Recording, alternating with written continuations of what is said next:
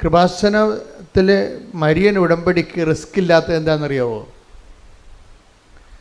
Risk ഇല്ലാത്തതിന് കാരണം ഇപ്പോഴ് പല വിഷയങ്ങൾ, ഇപ്പോൾ ഞാനൊരു സാക്ഷ്യം കേട്ടുകൊണ്ടിരിക്കുകയായിരുന്നു. അപ്പോൾ ആ സാക്ഷ്യത്തിൽ ഒരു പ്രൊഫസറാണ്, പ്രൊഫസർ ടോയ് തോമസ്. അപ്പം അദ്ദേഹത്തിൻ്റെ വൈഫിനാണ് അസുഖം.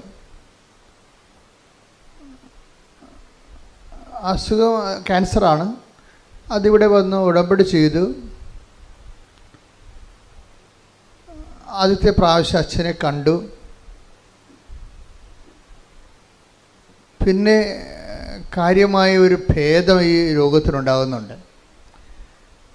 അപ്പോൾ വീണ്ടും അവർ ഇവിടെ അച്ഛനെ കാണാൻ വന്നു. അപ്പോൾ ഓഫീസിൽ നിന്ന് പറഞ്ഞു 90 പ്രാവശ്യം കണ്ടതിന് ശേഷം പിന്നീട് 90 ദിവസം കഴിഞ്ഞിട്ടില്ല, അപ്പോൾ അവിടെ കാണാൻ പ്രയാസമാണെന്ന് പറഞ്ഞ് അവർ പറഞ്ഞ് മടക്കി വിട്ടു. അത് കറക്റ്റായ കാര്യമാണ്.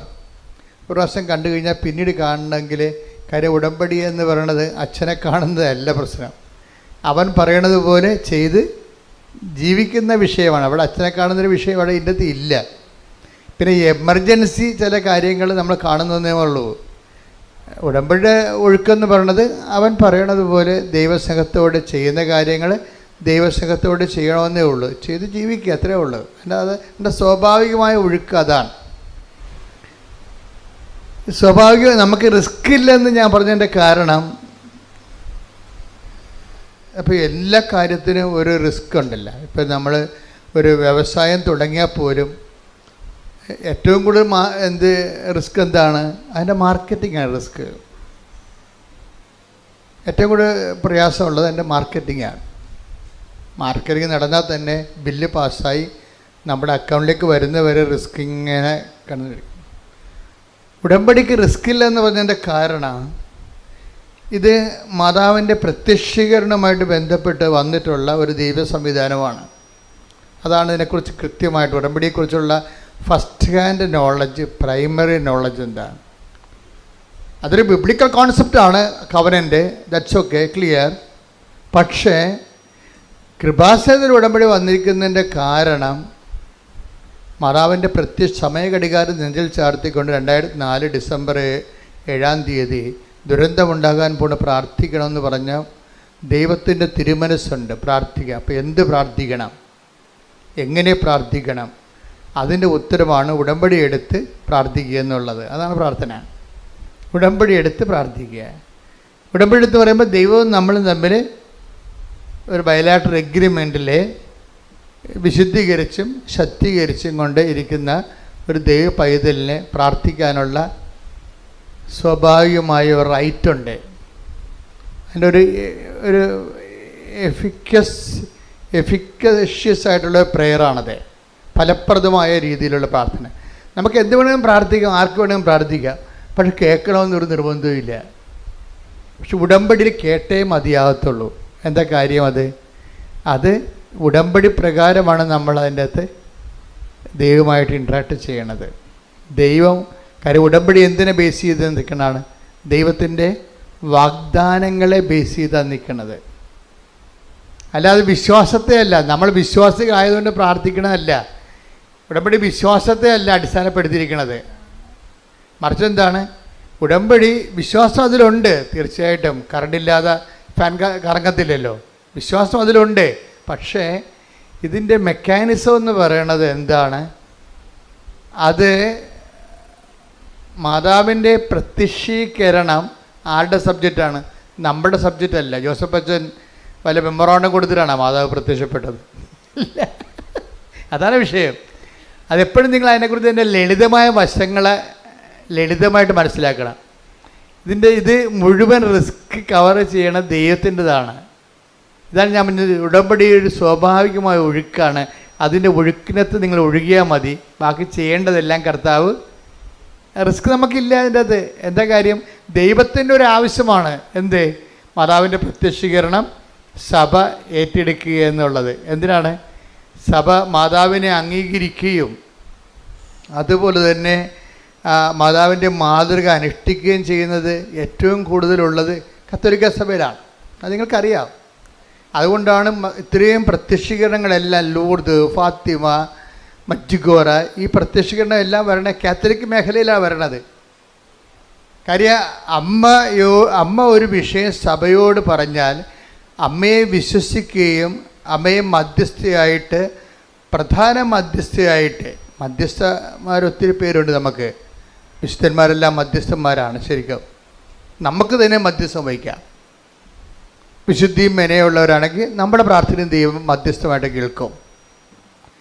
പക്ഷേ അമ്മ ഇവിടെ ദൈവത്തിനും മനുഷ്യനും ഇടയിലുള്ള ഏകമധ്യത്തിന് യേശുക്രിസ്തുവാണ്. പക്ഷേ മാനുഷികമായ കാര്യങ്ങൾക്കുള്ള, രക്ഷാകരമായ കാര്യമല്ല, മാനുഷികമായ കാര്യങ്ങളില്ലേ, നമുക്ക് വീടില്ല, ജോലിയില്ല, വിവാഹം ഒക്കണില്ല, മക്കളില്ല, രോഗമാണ്, ഇതൊക്കെ മാനുഷിക കാര്യമല്ലേ. ഏകരക്ഷകൻ എന്ന കൺസെപ്റ്റ് ഈ മനുഷ്യൻ്റെ വീണ്ടെടുപ്പ് നടത്തിയ ദേശമാണ്. അതിന് ഒരു കോംപ്രമൈസും ഇല്ലത്. കർത്താവല്ല, വേറെ ആരും അവിടെ ഇല്ല. ആ സ്പേസിൽ ഏകരക്ഷകനായിട്ട് ക്രിസ്തു മാത്രമേ ഉള്ളൂ. മറിയത്തിൻ്റെ സ്പേസ് എന്ന് പറഞ്ഞാൽ മാനുഷിക ആവശ്യങ്ങളുടെ മേലെ, പ്രത്യേകിച്ച് വേറെ ഒത്തിരിയേറെ മറിയൻ റാങ്കുകളുണ്ടെങ്കിലും സുവിശേഷം തുറക്കപ്പെടുന്നത് അവർക്ക് വീഞ്ഞില്ല എന്ന് അസമയത്ത് പോലും ഈശോൻ്റെ മുമ്പിൽ ആധികാരികമായിട്ട് പറഞ്ഞ് അതിന് സമാധാനം ഉണ്ടാക്കാൻ വേണ്ടി ദൈവം നിശ്ചയിച്ചിരിക്കുന്നതാണ്. അമ്മ കൈയടിച്ച് ശ്രദ്ധിക്കട്ടെ.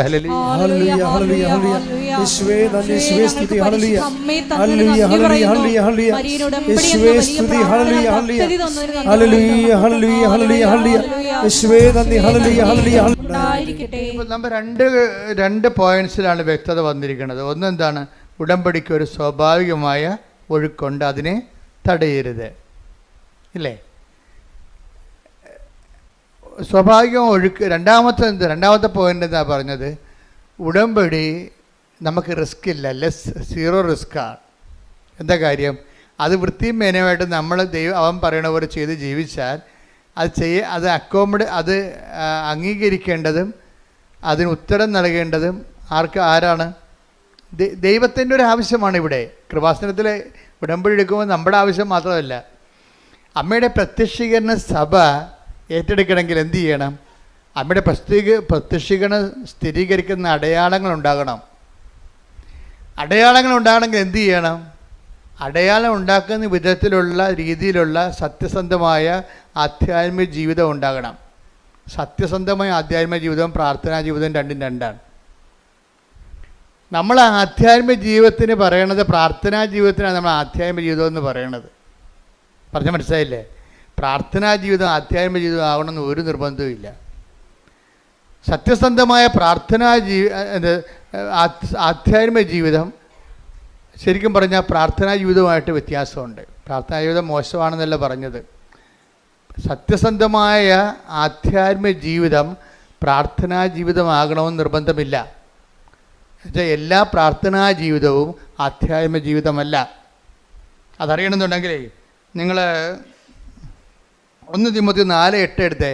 ശാരീരികമായ പരിശീലനം കൊണ്ട് ശാരീരികമായ പരിശീലനം കൊണ്ട് കുറച്ച് പ്രയോജനമുണ്ട്. എന്നാൽ ആത്മീയത എല്ലാവിധത്തിലും വിലയുള്ളതാണ്. എന്തുകൊണ്ടെന്നാൽ അത് ഈ ജീവിതത്തെയും വരാനിരിക്കുന്ന ജീവിതത്തെയും സംബന്ധിക്കുന്ന വാഗ്ദാനങ്ങൾ ഉൾക്കൊള്ളുന്നു. അപ്പോൾ വാഗ്ദാനങ്ങളിലെ ഈ ആധ്യാത്മികതയിൽ 2 ഘടകങ്ങളുണ്ട്. ഒന്നെന്താണ്? ഈ ജീവിതത്തെ അത് അഡ്രസ്സ് ചെയ്യുന്നുണ്ട്. ഈ ജീവിതത്തെ മാറ്റി നിർത്തിക്കൊണ്ട് തൂണുമേ സൈബന്മാരുണ്ടാക്കുന്ന പരിപാടിയില്ല. ഇപ്പം ചില ആൾക്കാർ സമൂഹത്തിൽ നിന്ന് പൂർണ്ണമായിട്ട് വിട്ടുമാറിയിട്ട് ജീവിതത്തിൻ്റെ മുഴുവനും ആഗ്രഹങ്ങൾ ബലി ചെയ്തുകൊണ്ട് സമൂഹത്തിൽ തന്നെ സ്വയം ഡിപ്രൈവ്ഡായിട്ട് വേറെ ഒരു ലോകത്ത് സ്വന്തം ഈശ്വരാനുഭവത്തിലേക്ക് പോകുന്ന അങ്ങനെ ഒരു സംഭവം ബൈബിളിലില്ല. ശാരീരികമായി ഇപ്പോൾ യോഗ പോലെയുള്ള ശാരീരികമായ അഭ്യാസങ്ങളും ആധ്യാത്മികമായിട്ട് ബൈബിൾ കാണുന്നില്ല. അതാണ് അങ്ങനെ എഴുതിയിരിക്കുന്നത്. ഒന്നിനു വായിച്ചേ. ശാരീരികമായ പരിശീലനം. ശാരീരികമായ പരിശീലനം അതൊക്കെ ഒരു ഫിസിക്കൽ എക്സർസൈസാണ്. It's okay. ഫിസിക്കൽ എക്സർസൈസും ആധ്യാത്മികതയും തമ്മിൽ യാതൊരു ബന്ധവുമില്ല. അതാ വിഷയം. ബൈബിൾ ആധ്യാത്മികതയാണ് ഞാൻ സംസാരിക്കുന്നത്. ഫിസിക്കൽ എക്സർസൈസ് അങ്ങനെ പലതരത്തിലുള്ള യോഗാസനങ്ങളുണ്ടാകും, അതുപോലെ. പക്ഷേ അതും ബൈബിളുമായിട്ട് ആധ്യാത്മികതയുമായിട്ട് ബന്ധമില്ല. ഒന്നിനു വായിച്ച ഭാഗം. ശാരീരികമായ പരിശീലനം കൊണ്ട് കുറച്ച് പ്രയോജനമുണ്ട്. കുറച്ച് പ്രയോജനമുണ്ട്, അതെ. എന്നാൽ ആത്മീയത എല്ലാവിധത്തിലും വിലയുള്ളതാണ്. എന്തുകൊണ്ടെന്നാൽ അത് ഈ ജീവിതത്തെയും വരാനിരിക്കുന്ന ജീവിതത്തെയും സംബന്ധിക്കുന്ന വാഗ്ദാനങ്ങൾ ഉൾക്കൊള്ളുന്നു. ഇതിനാണ് ഉടമ്പടി എന്ന് പറയണത്. ഉടമ്പടിയുടെ ബേസ്മെന്റ് എന്താണ്? വാഗ്ദാനമല്ലേ. ഉടമ്പടിയുടെ ബേസ്മെന്റ് എന്താണ്? വാഗ്ദാനമാണ്. ഉടമ്പടി എന്തിലാണ് ആശ്രയിച്ചിരിക്കുന്നത്? ഉടമ്പടിയുടെ ഓരോ വിഷയങ്ങൾക്കും കറസ്പോണ്ടിങ് ആയിട്ടുള്ള 8840 വാഗ്ദാനങ്ങളുണ്ട് ബൈബിളിൽ. 8855 വാഗ്ദാനങ്ങൾ ബൈബിളുണ്ടെന്ന് പറയുന്ന ബൈബിൾ പണ്ഡിതന്മാരുണ്ട്. അപ്പോൾ ഈ ദൈവം ക്യാഷ് ആൻഡ് കൈൻഡായിട്ട് ഈ ജീവിതത്തെയും നിത്യജീവിതത്തെയും ബാധിക്കുന്ന നമുക്ക് കിട്ടുന്ന ആനുകൂല്യങ്ങളെ ദൈവം പ്രഖ്യാപിച്ചിരിക്കുന്ന വാഗ്ദാനത്തിൻ്റെ രീതിയിലാണ്. വാഗ്ദാനം. അപ്പോൾ ഈ വാക്കിൻ്റെ ഉള്ളിലാണ് ദൈവം ദാനം വെച്ചിരിക്കുന്നത്. അപ്പം ഉടമ്പടിയിലൂടെ നമ്മൾ എന്താ ചെയ്യണത്? ഈ വാക്കിൻ്റെ ഉള്ളിലിരിക്കുന്ന ദാനത്തെ പുൾ ഔട്ട് ചെയ്യാൻ. ടു പ്രോമിസ് തരേ, ഞാൻ പുസ്തകത്തിൽ എഴുതിയിട്ടുണ്ട്. എൻ്റെ പുറമിത്തരെ, പ്രോമിസ് മീൻസ് അതിൻ്റെ മൂലം എന്താണ്? ലാറ്റിനാണ്. പ്രോമിസ് എന്നുള്ള ലത്തീൻ ഇംഗ്ലീഷ് വാക്കിൻ്റെ മൂലം, അതിൻ്റെ റൂട്ട് എന്ന് പറഞ്ഞാൽ ലത്തീൻ വാക്ക് പ്രൊമിത്തരെ. പ്രൊമിത്തരയുടെ റൂട്ട് മീനിങ് ആണ് ടു പുൾ ഔട്ട്, വലിച്ച് പുറത്തെടുക്കണമെങ്കിൽ എന്ത് ചെയ്യണം? ബലം ഉണ്ടാകണം. എന്ത് ബലമാണ്? ജിംനാസ്റ്റിക് ബലമല്ല, ആത്മീയ ബലമുണ്ടാകണം. ദൈവത്തിൻ്റെ വാഗ്ദാനങ്ങൾ പ്രാപിക്കാൻ വേണ്ടി നമുക്ക് ശാസ്ത്രീയമായിട്ട് എന്താ ഉണ്ടാകേണ്ടത്? ആത്മീയ ബലമാണ് ഉണ്ടാകേണ്ടത്. ദൈവത്തിൻ്റെ വാഗ്ദാനം പ്രാപിക്കാൻ വേണ്ടി അതുകൊണ്ടാണ് പൗലോസ് പറയണത് ശാരീരിക കൊണ്ട് കുറച്ച് പ്രയോജനമൊക്കെ ഉണ്ടെന്ന്. ഒരു ഡിസിപ്ലിൻ കിട്ടുമായിരിക്കും, പക്ഷേ ലക്ഷ്യം സാധിക്കും. അത് മാർഗമല്ലേ? അതൊക്കെ മാർഗമാണ്. ലക്ഷ്യം എന്താണ്? ലക്ഷ്യം സാധിക്കുന്നത് എന്ത് വേണം? ആധ്യാത്മികത എല്ലാത്തിലും പ്രധാനപ്പെട്ടതാണ്. അതെന്താണ്? അത് ഈ ജീവിതത്തിൻ്റെയും വരാൻ പോകുന്ന ജീവിതത്തിൻ്റെയും വാഗ്ദാനങ്ങളെയാണ് അടിസ്ഥാനപ്പെടുത്തുന്നത്. വാഗ്ദാനം എത്രയാണ്? 8850 വാഗ്ദാനങ്ങൾ, അല്ലെങ്കിൽ 55 വാഗ്ദാനങ്ങൾ. അതിലെന്തെല്ലാം ഉണ്ട്? ഈ ജീവിതമുണ്ട്, പിന്നെ വരാനിരിക്കുന്ന ജീവിതമുണ്ട്. ഇപ്പോൾ ഈ വരാനിരിക്കുന്ന ജീവിതത്തെയാണ് ഉടമ്പടി കാർക്കശ്യമായിട്ട്, ഇപ്പോൾ ചിലർ പണ്ട് ഞാൻ പറഞ്ഞിട്ടുണ്ടായി, അതായത് ഉടമ്പടി എന്ന് പറയുന്നത് നിത്യതയിലേക്കുള്ള എക്സ്പ്രസ് ഹൈവേ ആണെന്ന് പറഞ്ഞു. പ്രൊഫസർ ടോയ് തോമസ് ഇത് റീകോട്ട് ചെയ്യുന്നുണ്ട്. എന്താണ്? അച്ഛൻ പറഞ്ഞിട്ടുണ്ട് ഉടമ്പടി എന്ന് പറയുന്നത് നിത്യതയിലേക്കുള്ള എക്സ്പ്രസ് ഹൈവേ ആണെന്ന്. എന്താ കാര്യം? ഉടമ്പടിയിൽ അവൻ പറയണത് പോലെ ചൊല്ലുകയല്ല, പിന്നെ എന്താണ്? ചെയ്യുകയാണ്. ഇപ്പം നിത്യത എന്ന് പറയുന്ന വിഷയത്തിൽ ചെയ്യുക എന്നുള്ള കോൺസെപ്റ്റും ആയിട്ട് ലിങ്ക് ചെയ്തിരിക്കുകയാണ്. നിത്യത നമ്മൾ ചെല്ലുന്നതിലല്ല ഇരിക്കുന്നത്, പിന്നെ എന്തിലാണ്? ചെയ്യുന്നതിലാണ് ഇരിക്കുന്നത്. മത്തായി ശ്ലീഹായുടെ സുവിശേഷം 25:34. അനന്തരം രാജാവ് തന്റെ വലതുഭാഗത്തുള്ളവരോട്, ഈശോ വീണ്ടും വിജയശ്രീ ലാളിതനായി യുഗാന്ത്യത്തിലെ യുഗങ്ങളുടെ രാജാവായി എഴുന്നള്ളുന്നതിനെ കുറിച്ച് പറയുന്നതാണ്. കർത്താവിൻ്റെ രണ്ടാം വരവിനെ കുറിച്ച് പറയുന്നതാണ്. എന്താണ്? അനന്തരം രാജാവ് തന്റെ വലതുഭാഗത്തുള്ളവരോട് അരുൾ ചെയ്തു, എന്റെ പിതാവിനാൽ അനുഗ്രഹിക്കപ്പെട്ടവരെ വരുവിൻ. ലോകസ്ഥാപനം മുതൽ നിങ്ങൾക്കായി സജ്ജമാക്കിയിരിക്കുന്ന രാജ്യം അവകാശപ്പെടുത്തുവിൻ. ഈ രാജ്യം അവകാശപ്പെടുമ്പോഴാണ് രക്ഷിക്കപ്പെടുന്നത്. അല്ലാതെ വെള്ളം കോരി ഏതെങ്കിലും തൊടി പോയി പൊങ്ങി വരുമ്പോൾ രക്ഷിക്കപ്പെടത്തില്ല. അതെപ്പോഴും നമ്മൾ അറിയണം. വൃത്തിമേനയായിട്ട് ബൈബിൾ അറിയണം, അല്ലെങ്കിൽ അബദ്ധത്തിൽ പോയി ചാടും. ഏതെങ്കിലും വെള്ളത്തിൽ പോയി പൊങ്ങി വരുമ്പോൾ രക്ഷിക്കപ്പെടത്തില്ല. രക്ഷിക്കപ്പെടണമെന്നുണ്ടെങ്കിൽ അവസാന നിമിഷങ്ങളിൽ ആ രാജ്യം കൈവശമാക്കണം. ഇതെല്ലാം ബാക്കിയുള്ള എല്ലാ സംരംഭങ്ങളും ഒരു മാർഗ്ഗങ്ങളാണ്. ലക്ഷ്യം സാധിക്കണമെങ്കിൽ തന്നെ ലക്ഷ്യം സാധിച്ചൊന്ന് നമ്മൾ പഠിക്കാൻ തുടങ്ങിയിട്ടില്ല, അതുകൊണ്ട് തന്നെ സർട്ടിഫിക്കറ്റ് കിട്ടിയുള്ള അവസ്ഥ. അതെന്ത് കള്ള സർട്ടിഫിക്കറ്റ് ആയിരിക്കും? നമ്മൾ പഠിക്കാൻ തുടങ്ങിയിട്ടില്ല. നമ്മൾ 10ാം ക്ലാസ് ചേർന്നിട്ടേ ഉള്ളൂ. അപ്പോൾ തന്നെ 10ാം ക്ലാസ്സിന് സർട്ടിഫിക്കറ്റ് കിട്ടിക്കണേ രക്ഷിക്കപ്പെട്ടെന്ന് പറയും. അത് കള്ള സർട്ടിഫിക്കറ്റ് അല്ലേ അത്? അപ്പോൾ അത് അനന്തരൻ രാജാവ്, ഇതിനെക്കുറിച്ചൊക്കെ ബുദ്ധി ഉണ്ടാകണം, ഇതൊക്കെ മനസ്സിലാക്കാനുള്ള കഴിവുണ്ടാകണം. എന്താ ഒന്നിനു വായിച്ചേ? അനന്തരൻ രാജാവ് തന്റെ വലതുഭാഗത്തുള്ളവരോട് അരുൾ ചെയ്യും, എന്റെ പിതാവിനാൽ അനുഗ്രഹിക്കപ്പെട്ടവരെ വരുവിൻ. ലോകസ്ഥാപനം മുതൽ നിങ്ങൾക്കായി സജ്ജമാക്കിയിരിക്കുന്ന രാജ്യം അവകാശപ്പെടുത്തുവിൻ. ഈ രാജ്യം അവകാശപ്പെടുത്തും. കർത്താവിന്റെ കൂടെ നിത്യതയോളം ജീവിക്കാനുള്ള വാഴുവിനുള്ള അവകാശം പ്രാപിച്ചു കഴിയുമ്പോഴാണ്, രാജ്യം അവകാശപ്പെടുമ്പോഴാണ് ഒരു ആത്മാവ് രക്ഷിക്കപ്പെടുന്നത്. ശരിക്കും പറഞ്ഞു അതാണ് സഭയുടെ നിലപാട്, സത്യസന്ധമായ നിലപാട്. അച്ഛൻ പറഞ്ഞു വരുന്നതിൻ്റെ കാരണം എന്താ? ഇവിടെ അവസാനം ചോദിക്കണത് നിങ്ങൾ ചെയ്ത കാര്യങ്ങളാണ്, ചൊല്ലിയ കാര്യങ്ങളല്ല. ഉടമ്പടി വിജയിക്കണത് അതാണ്. അവസാനം കർത്താവ് നമ്മളോട് ചോദിക്കണത് എന്താണ്? നമ്മൾ ചെയ്ത കാര്യങ്ങളാണ്. ഞാൻ രോഗിയായിരുന്നു, നിങ്ങൾ എന്നെ സന്ദർശിച്ചു. ഞാൻ നഗ്നനായിരുന്നു, നിങ്ങൾ എന്നെ ഉടുപ്പിച്ചു. എനിക്ക് വിശന്ന് നിങ്ങളെനിക്ക് ഭക്ഷണം തന്നു. ഇപ്പോൾ ആൾക്കാർ ഏറ്റവും വലിയ ഞങ്ങൾ കാരുണ്യപ്രവൃത്തി പറയുമ്പോൾ ഈ നഗ്നനെ ഉടുപ്പിക്കുന്ന പോലെ തന്നെയാണ് അറിവില്ലാത്തവർക്ക് അറിവ് പകർന്നു കൊടുക്കുന്നത്. ഇപ്പോൾ 2-3 സാക്ഷി ഞാൻ കേട്ടു. ഇന്നലെ ഒരു നോൺ ക്രിസ്ത്യൻ ആയിട്ടൊരു മോൾ പറഞ്ഞ്, ഞാൻ ചെയ്യുന്ന ഏറ്റവും നല്ല നന്മ പ്രവൃത്തി എന്ന് പറയുന്നത് എല്ലാവരെയും കൊണ്ട് ഞാൻ എൻ്റെ കൂട്ടുകാരെ കൊണ്ട് ഞാൻ ജർമ്മൻ പഠിപ്പിക്കും. എന്നിട്ട് ഞാൻ അവർക്ക് ട്യൂഷൻ എടുക്കും. ഞാൻ തന്നെ അവർക്ക് ട്യൂഷൻ എടുക്കും. അതാണ് അറിവില്ലാത്തവരെ പഠിപ്പിക്കുകയാണ് സംഭവം. ഇപ്പോൾ ഓരോരുത്തർക്കും നമുക്ക് ചെയ്യാൻ പറ്റുന്നതാണ് ചെയ്യാൻ പറ്റുന്നത് എപ്പോഴും. അതേപോലെ ഈ കാരുണ്യ പ്രവർത്തികൾ 7 എന്നല്ല, 7 70,000 ഉണ്ട്. അവർക്ക് ചെയ്യാൻ പറ്റുന്നത് അവൾ ചെയ്തു. ആരാണ്? ഈശോ പറഞ്ഞത് എന്താണ്? ഇപ്പം ചെയ്യാൻ പറ്റുന്നതെല്ലാമാണ് ഉടമ്പടി ചെയ്യേണ്ടത്. ഇപ്പം യൂദാസ് പറഞ്ഞില്ലേ, വൈ ദിസ് വേസ്റ്റ് എന്ന് ചോദിച്ചില്ലേ? കർത്താവിൻ്റെ പാദാന്തികത്തിൽ ബെഥനിയിലെ മറിയം സുഗന്ധം പൂശിയപ്പോൾ എന്താ പറഞ്ഞത്? Why this waste? എന്തിനാണ് ഈ ഇങ്ങനെ വേസ്റ്റ് ആക്കണ പണം? പാവത്തിന് കൊടുക്കാൻ പാടില്ല എന്ന് ചോദിക്കുമ്പോൾ കർത്താവിൻ്റെ ഉത്തരവ് എന്താണ്? അവൾക്ക് ചെയ്യാൻ take the word of God. മർക്കോസ് 14:8 ഇവൾക്ക് സാധിക്കുന്നത് ഇവൾ ചെയ്തു. എന്റെ സംസ്കാരത്തിന് വേണ്ടി ഇവൾ എന്റെ ശരീരം മുൻകൂട്ടി തൈലം പൂശുകയാണ് ചെയ്തത്. അപ്പൊ ഈശോ അഡ്മിറ്റ് ചെയ്തിരിക്കുന്നത് 7 കാരുണ്യ പ്രവൃത്തികളല്ല. എന്താണ്? ഓരോരുത്തർക്കും ഇവിടെ 700 കോടി മനുഷ്യരുണ്ടെങ്കിൽ 700 കോടി മനുഷ്യർക്കുള്ള 700 കോടി സാധ്യതകളുണ്ട്.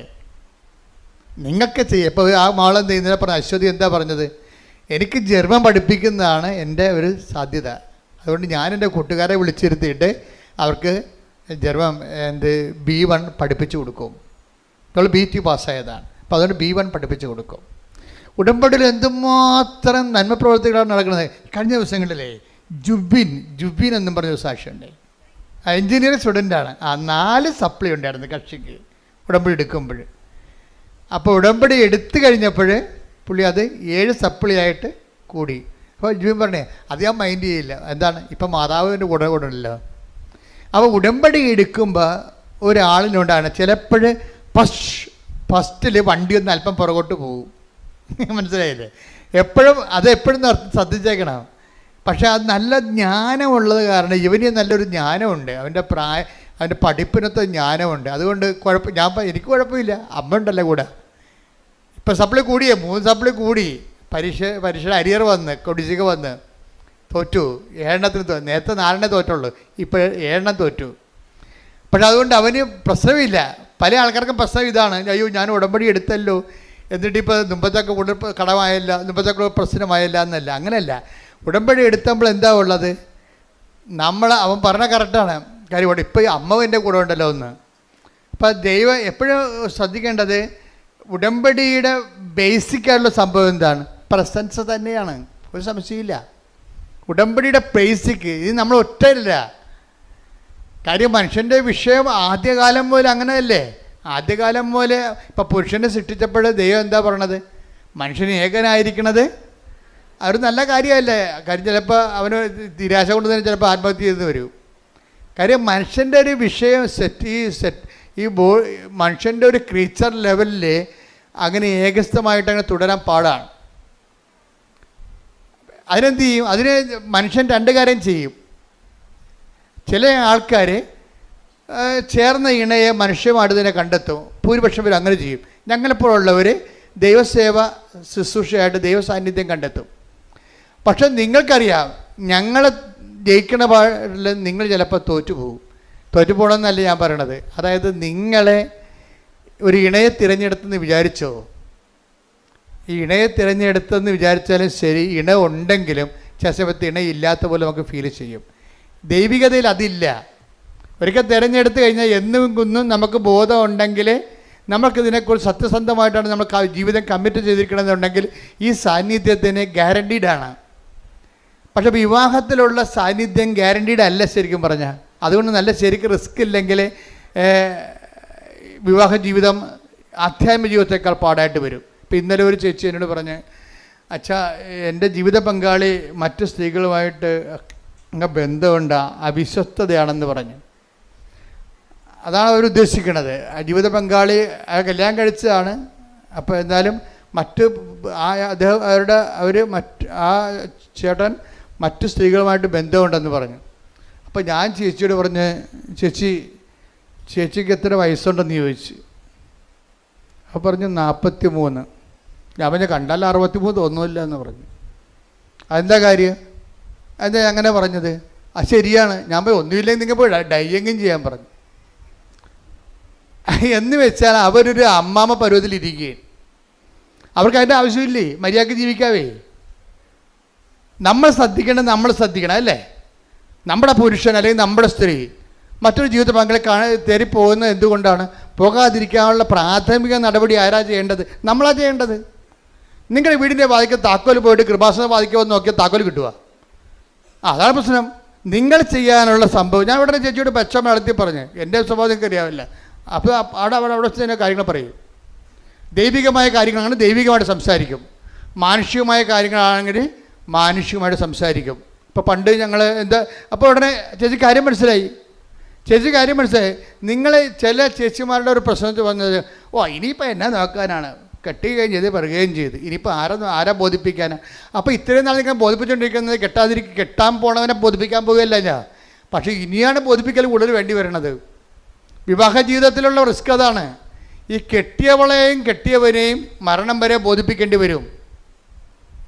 അതുകൊണ്ട് വൃത്തിമനോട് ജീവിക്കണം, ബോഡി കറക്റ്റ് ചെയ്ത് ജീവിക്കണം. അതുപോലെ തന്നെ ഈ വിവാഹ ബന്ധത്തിൽ തന്നെ ശാരീരിക ബന്ധമുണ്ട്. അതിൻ്റെ പ്രധാനപ്പെട്ട ഒരു ലക്ഷ്യം തന്നെ അതാണ്. ലക്ഷ്യങ്ങളിൽ ഒന്ന് അതാണ്. അപ്പോൾ അത് നമ്മൾ ശ്രദ്ധിക്കണം. നമ്മുടെ ബോഡി കറക്റ്റായി നിൽക്കുക, അത് ഭംഗിയായിട്ടിരിക്കുക, ഷെയ്പ്പായിട്ടിരിക്കുക. ഇതൊക്കെയെല്ലാം ദൈവം നമുക്ക് തന്ന വാഗ്ദാനത്തിൻ്റെ ഭാഗമായിട്ട് നമ്മൾ ഏറ്റെടുത്തിട്ട് കടമയുടെ ഭാഗമാണ്. നമുക്ക് എടുത്ത കടമയുടെ ഭാഗമാണ്. ഞാൻ എന്താ പറഞ്ഞതെന്ന് ചോദിച്ചു കഴിഞ്ഞാൽ, ഇങ്ങനെയുള്ള ഓരോ വിഷയങ്ങൾ ജീവിതത്തിൽ വരുമ്പോൾ ആദ്യം നമ്മൾക്ക് ചെയ്യാനുള്ള കാര്യങ്ങൾ നമ്മൾ ചെയ്യണം. എന്നിട്ടാണ് ദൈവദരിസനത്തിനെതിരെ ഈ വിഷയം അവലാദ്യമായിട്ട് വെക്കേണ്ടത്. നമ്മൾ ചെയ്യേണ്ടതിനെ കൊന്ന നമ്മൾ ജീവിതത്തിൽ നമ്മൾ ഇനിയിപ്പോൾ 2 പിള്ളേരായിപ്പോയി, ഇപ്പം എന്നാ നോക്കാനാ, ആരെ ബോധിപ്പിക്കാനാണെന്ന്. ജീവിതകാലം മൊത്തം ബോധിപ്പിക്കലല്ലേ? ബോധിപ്പിക്കാതെ എങ്ങനെ ജീവിക്കും? പഞ്ചായത്തുകാരെ ബോധിപ്പിക്കാതെ നിങ്ങളുടെ വീട്ടിൽ നിങ്ങൾക്ക് താമസിക്കാൻ പറ്റുമോ? നിങ്ങളൊന്ന് വീടിൻ്റെ ഒരു ഇറക്കവും എടുത്തു നോക്കിയേ. പഞ്ചായത്തുകാർ അപ്പോൾ ഒന്നും പറയും ബോധിപ്പിക്കാൻ ജീവിക്കാം. പച്ച വെള്ളം വേണമെന്നുണ്ടെങ്കിൽ വാട്ടർ അതോറിറ്റിയെ ബോധിപ്പിക്കാൻ ജീവിക്കാൻ പറ്റുമോ? ഇല്ല. എല്ലാം ബോധിപ്പിച്ചേ ജീവിക്കാൻ പറ്റത്തുള്ളൂ. അപ്പോൾ നമ്മുടെ ജീവിതകാലം മുഴുവൻ മനുഷ്യനെയും ദൈവത്തെയും ബോധിപ്പിച്ച് മാത്രമേ ഈ പച്ചയായിട്ടുള്ള ജീവിത യാഥാർത്ഥ്യങ്ങളെ ഓവർടേക്ക് ചെയ്തിട്ട് കാര്യമില്ല. അതിനെ ഫേസ് ചെയ്യാണ് വേണ്ടത് ബുദ്ധിപൂർവമായിട്ട്. ശ്രുതിക്കട്ടെ ഹല്ലേലൂയ.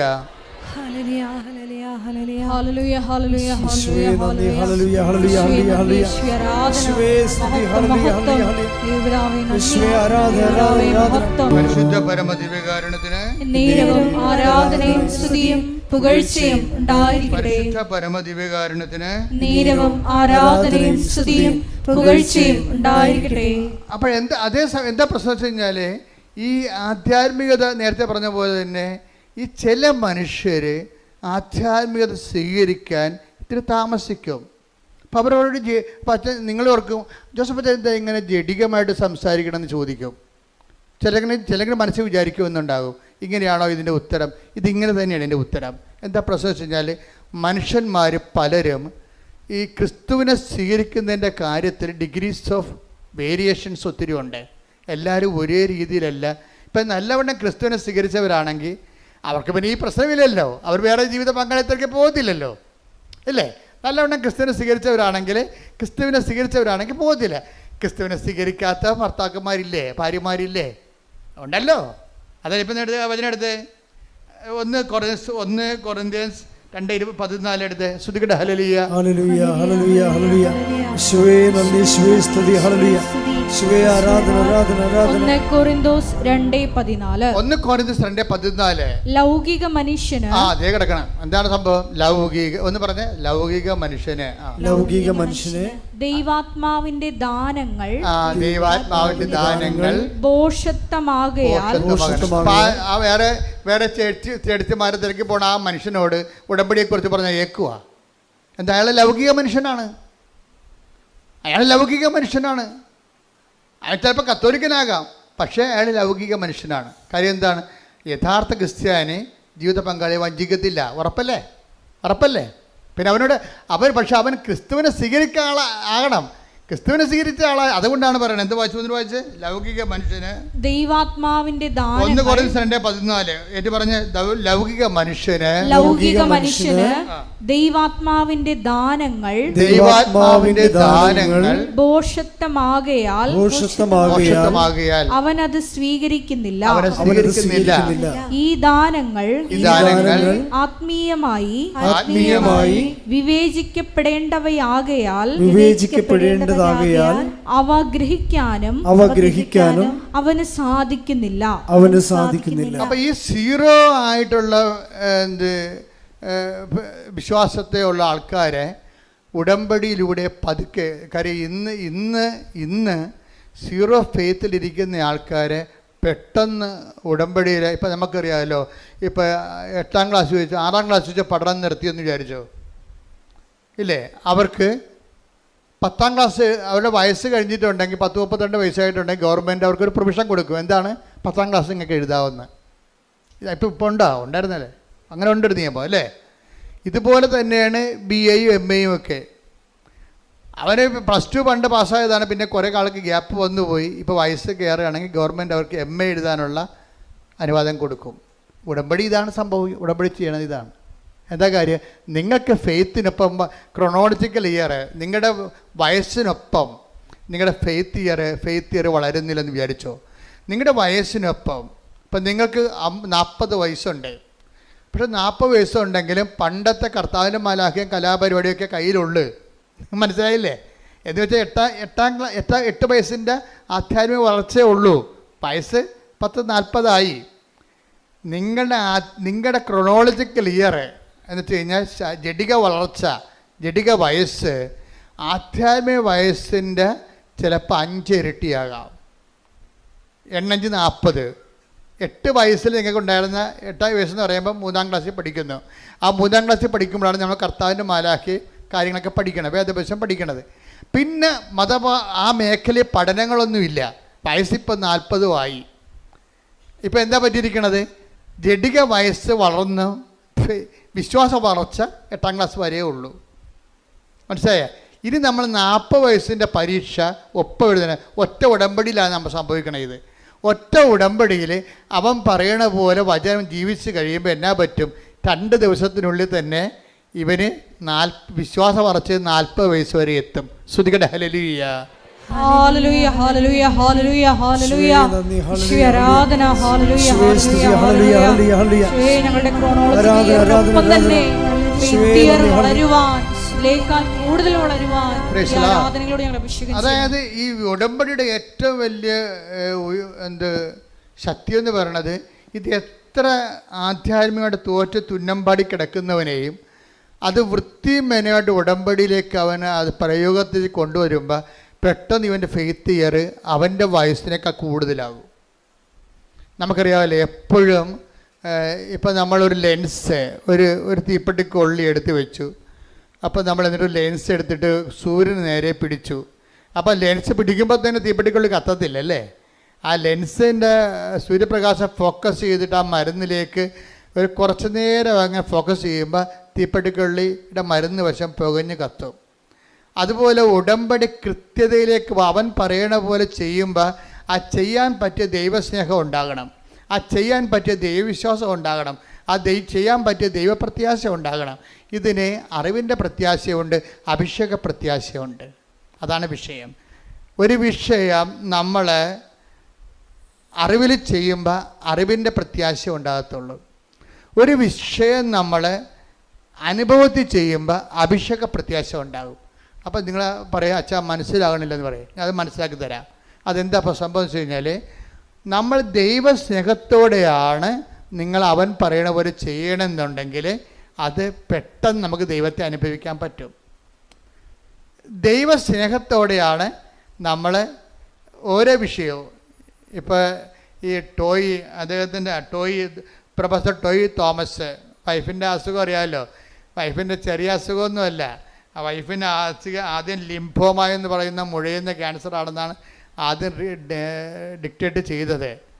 പക്ഷേ അതിൻ്റെ സ്കാനിങ് റിപ്പോർട്ട് വന്നപ്പോൾ എന്താ സംഭവിച്ചിരിക്കണമെന്ന് അറിയാം. അത് ആ രോഗം അഡിനോ കസിനോവ എന്ന് പറഞ്ഞ അതായത് ക്യാൻസറിൻ്റെ 5ാം സ്റ്റേജായി. 5ാം സ്റ്റേജായെന്ന് വെച്ചാൽ പിന്നെ ഇനി അതിന് മരുന്നില്ല, അതിന് റേഡിയേഷൻ ഇല്ല, കീമോ ഇല്ല, ഓപ്പറേഷൻ ഇല്ല, ഒന്നുമില്ല. ആകപ്പാടെ ഉള്ളതെന്ന് വെച്ച് കഴിഞ്ഞാൽ മരണം വരെയുള്ള പാലിയേറ്റീവ് കെയർ മാത്രമേ ഉള്ളൂ. ഈ പ്രൊഫസറിൻ്റെ വൈഫിൻ്റെ അവസ്ഥയാണ് പെട്ടെന്ന് പാലിയേറ്റീവ് കെയറിൽ മാത്രമായിപ്പോയി. കാര്യം ആ രോഗത്തിന് മരുന്നില്ല, കീമോ ഇല്ല, റേഡിയേഷൻ നടക്കത്തില്ല, ഓപ്പറേഷൻ ഇല്ല. അപ്പോൾ ഇതെല്ലാം ഈ ഒരു സിറ്റുവേഷനിലാണ് വൈഫും പ്രൊഫസർ ടോയ് തോമസും കൂടി ഉടമ്പടി എടുക്കുന്നത്. അതായത് ഒരു ക്യാൻസറിന് അതിന് ആ 5th സ്റ്റേജിലാണ് വന്നിരിക്കുന്നത്. അതിന് ഓപ്പറേഷൻ ഇല്ല, കീമോ നടക്കാൻ പറ്റത്തില്ല, പിന്നെ ഓപ്പറേഷനും ഇല്ല, റേഡിയേഷനും ഇല്ല. അപ്പം പിന്നെ എന്താ ഉള്ളത്? മരണത്തിനായി കാത്തിരിക്കുക, ഒരുങ്ങുക മാത്രമേ ഉള്ളൂ ആ വിഷയം. അപ്പോൾ ആ ഒരു സിറ്റുവേഷനിൽ ഈ പ്രൊഫസർ എന്താ ചെയ്യണത്? പ്രൊഫസർ പറയണത്, ഞാൻ ഈ പത്രം ഓരോ വീട്ടിലും കൊണ്ടുപോയിട്ട് കർത്താവിനെക്കുറിച്ചും ഞങ്ങളുടെ അനുഭവത്തെക്കുറിച്ചും അവരോട് സംസാരിക്കുമെന്നാണ്. ഇത് ആദ്യം തുടങ്ങിയ പരിപാടിയാണ്, വെറുതെ കൊണ്ടേ കൊടുക്കുകയല്ല. ഈ അറിവിൻ്റെ പ്രത്യാശയും അഭിഷേകത്തിൻ്റെ പ്രത്യാശയും തമ്മിൽ വ്യത്യാസമുണ്ട്. കാര്യം എന്നിട്ട് ഇവർ പറയുന്നത്, അതായത് ഇതിൽ നിന്ന് രക്ഷപ്പെടാൻ കഴിയുമെന്ന് വൈഫിന് പ്രത്യാശ ലഭിച്ചു. ഇവർക്ക് രണ്ടുപേർക്കും പ്രത്യാശ ലഭിക്കുന്നുണ്ട്. നമ്മളെപ്പോഴും പ്രത്യാശ എന്ന് പറയുമ്പോൾ ഉടനെ നമ്മൾ ഉദ്ദേശിക്കുന്നത് ഒരു അറിവിൻ്റെ പ്രത്യാശയുണ്ട്, അഭിഷേകത്തിൻ്റെ പ്രത്യാശയുണ്ട്. അറിവിൻ്റെ പ്രത്യാശ ഉണ്ടെങ്കിലും നമ്മുടെ ഉള്ളിൽ ഒരു നിരാശ ഉണ്ടാകും. മനസ്സിലായില്ലേ? അറിവ് മൂലം ഉണ്ടാകുന്ന പ്രത്യാശയും ഒരു ആത്മീയ പ്രത്യാശ അല്ലത്. അതൊരു സെക്യുലറായിട്ടുള്ള ഹോപ്പാണ്, അറിവിൽ നിന്ന് നമുക്കുണ്ടാകുന്ന ഹോപ്പാണ്. പക്ഷേ യഥാർത്ഥ ഹോപ്പ് അനോയിൻറ്റഡ് ഹോപ്പ് എന്ന് പറയും. എന്താണ്? റോമ 5:5 എടുത്ത്, പ്രത്യാശ നമ്മെ നിരാശരാക്കുന്നില്ല, കാരണം നമുക്ക് നൽകപ്പെട്ടിരിക്കുന്ന പരിശുദ്ധാത്മാവിലൂടെ ദൈവത്തിൻ്റെ സ്നേഹം നമ്മുടെ ഹൃദയങ്ങളിലേക്ക് ചൊരിയപ്പെട്ടിരിക്കുന്നു. അതാണ് പ്രശ്നം. ഇത് അറിവിൻ്റെ പ്രത്യാശ അല്ല. ഇത് വെച്ചുകൊണ്ട് പ്രത്യാശ എന്ന് പറഞ്ഞുകൊണ്ട് വാപിളിച്ചിട്ട് കാര്യമില്ല. ഇതെന്ന് പറയണത് പരിശുദ്ധാത്മാവിനാൽ നിറയുമ്പോൾ നമ്മൾ പ്രവർത്തിക്കുന്ന പരിശുദ്ധാത്മാവിനാൽ നമ്മിൽ പ്രവർത്തിക്കുന്ന പരിശുദ്ധാത്മാവിനാൽ ദൈവത്തിന്റെ സ്നേഹമെന്തെന്ന് നമ്മൾ അറിയുന്നു. ഇതാണ് ഞാൻ നിങ്ങളോട് പറഞ്ഞത്. അതായത് സാധാരണ കേവലമായ അറിവിലൂടെ ഒരു പ്രത്യാശ ഉണ്ടാകും, അത് ബുദ്ധിപരമായ ഒരു പ്രത്യാശയാണ്. പക്ഷേ ദൈവദാനമായ പ്രത്യാശ എന്ന് പറയുന്ന പുള്ളി അതിൽ പരിശുദ്ധാത്മാവിൻ്റെ കണ്ടൻറ്റ് വൈസ് റിച്ചായിരിക്കും. അതുകൊണ്ടാണ് നമുക്ക് നിരാശ തോന്നാത്തത്. പല പ്രത്യാശ, ഇപ്പോൾ ഒരു കല്യാണം വിട്ടുപോകുമ്പോൾ അമ്മ പറയും, സാരമില്ല, അവൻ പോയാൽ വേറെ തന്നെ അതിനേക്കാളും നല്ല ദൈവം തരും. ആ ശരിയാണ് മമ്മി എന്ന് പറയും. അതെന്താണ്? എന്നാലും നല്ലതായിരുന്നു, അവന് PR ഉണ്ടായിരുന്നു. മനസ്സിലായില്ലേ? ഇതാണ് അലങ്കോല പ്രത്യാശ എന്ന് പറയുന്നത്. ഇപ്പോൾ ഒരു കല്യാണം സെറ്റായി, പക്ഷെ അത് വിട്ടുപോയി. വിട്ടുപോയപ്പോൾ ഇവക്ക് ഇത്രയും നാൾ അവർ ബോണൊക്കെ വിളിച്ചായിരുന്നു, ഭയങ്കര വർത്തമാനമൊക്കെ ആയിരുന്നു. ഇപ്പം കെട്ടിയതുപോലെയാണ് അവർ പോയത്. പക്ഷേ സംഗതി പൊളിഞ്ഞു പോയപ്പോൾ പിന്നെ ഇവക്ക് ഭക്ഷണവും വേണ്ട, ഉറക്കവും ഇല്ല. ഇവക്ക് ഭ്രാന്തിയെപ്പോലെ അവിടെ ഇരിക്കുകയാണ്.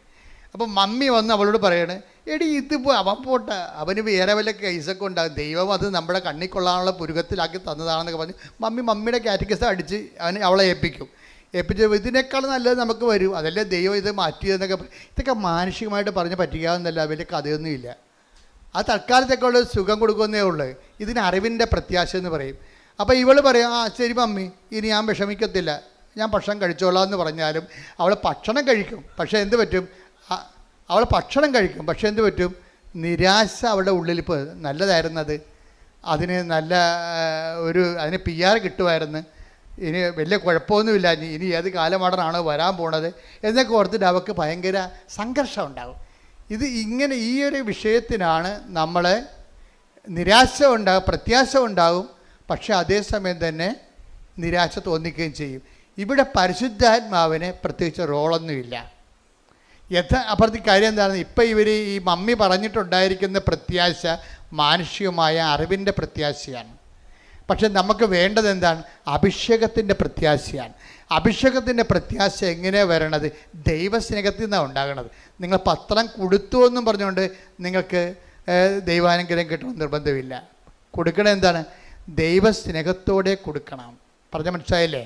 കാര്യം ഇതിൻ്റെ എല്ലാം എപ്പോഴും നമ്മൾ ശ്രദ്ധിക്കേണ്ടത്, ഉടമ്പടിയുടെ ഓരോ കാര്യവും ശ്രദ്ധിക്കേണ്ടത് നിങ്ങൾ ചെയ്യുന്ന. ഇപ്പോൾ രോഗികളെ നിങ്ങളെ പോയി കാണുന്നു അല്ലേ, രോഗികളെ പോയി കാണുന്നു. അതുപോലെ തന്നെ നിങ്ങൾ വസ്ത്രമില്ലാത്തവർക്ക് വസ്ത്രം കൊടുക്കുന്നു.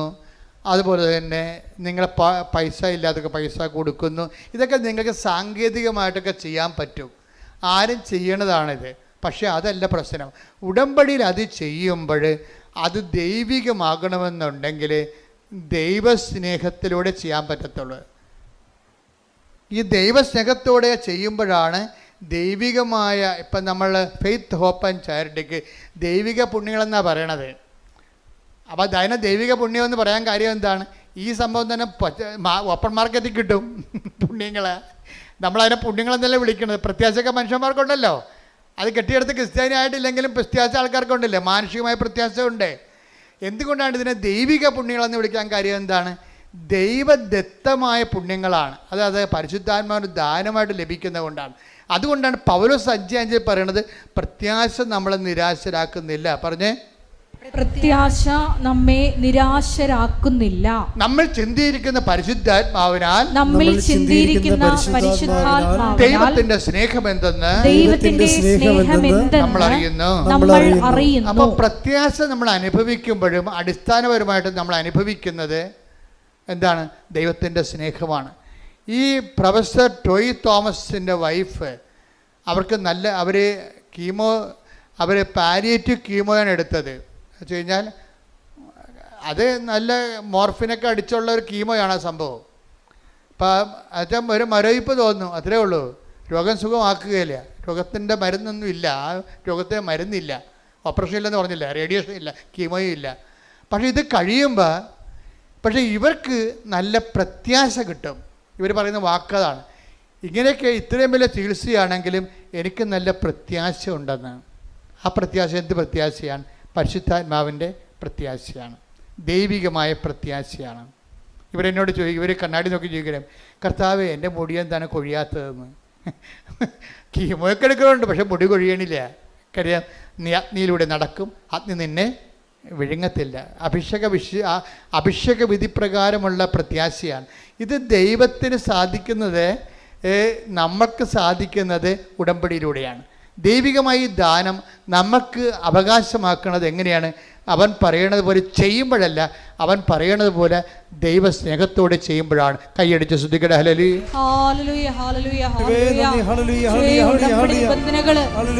പ്രത്യാശയോടെ ദൈവസ്നേഹത്തോടെ ദിവ്യകാരുണ്യത്തിന് ആരാധനയും സ്തുതിയും പുകഴ്ചയും ഉണ്ടായിരിക്കട്ടെ. കൈ നെഞ്ചത്ത് വെച്ചൊന്ന് ആത്മാർത്ഥമായിട്ട് പ്രാർത്ഥിച്ചേ. കർത്താവേ, കർത്താവേ, ഞങ്ങൾക്കെല്ലാവർക്കും അഭിഷേക വിധി പ്രകാരമുള്ള പ്രത്യാശയുടെ അഭിഷേകം ലഭിക്കാൻ ഞങ്ങളെ അനുഗ്രഹിക്കണമേ.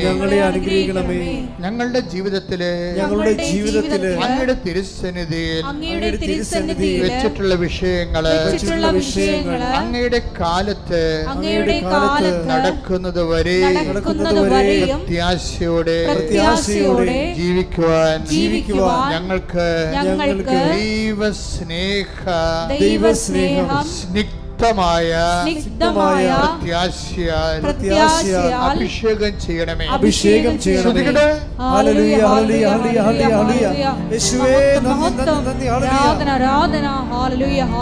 ശ്രദ്ധിക്കേണ്ട കാര്യം, ഉടമ്പടിയെ ഇങ്ങനെ ഒക്കുമെങ്കിലും ഒക്കട്ടെ, നമുക്ക് ചെയ്ത് നോക്കാം. നിങ്ങൾ അങ്ങനെ ഒരു അംബിഗസ് ഹൈപ്പോത്തറ്റിക്കലായിട്ട് ഒരു സാങ്കല്പികമായിട്ട് ചെയ്യുമ്പോഴാണ് നിങ്ങൾ ശരിക്കും ഉടമ്പടി എടുത്ത് പണി മേടിക്കണത്. കാര്യം എന്താണ്? നിങ്ങൾ ദൈവത്തെ പരീക്ഷിക്കുകയാണ്. ചില ആൾക്കാരെന്ത് ചെയ്യും? അവർ ഉടമ്പടിയെക്കുറിച്ച് നല്ലവണ്ണം പഠിക്കും. ആദ്യം സാക്ഷ്യങ്ങളെല്ലാം കേട്ട് മനസ്സിൽ ഉറപ്പാക്കും. എന്നിട്ടെന്താ? ഒറ്റ ചെയ്താണ്. അവർ ഒറ്റ ചെയ്താണ്. ഉടമ്പടിക്ക് മുമ്പ് തന്നെ അവരിവിടെ വരുന്ന മുമ്പ് തന്നെ അവർ പോയി കുമ്പസാരിക്കും.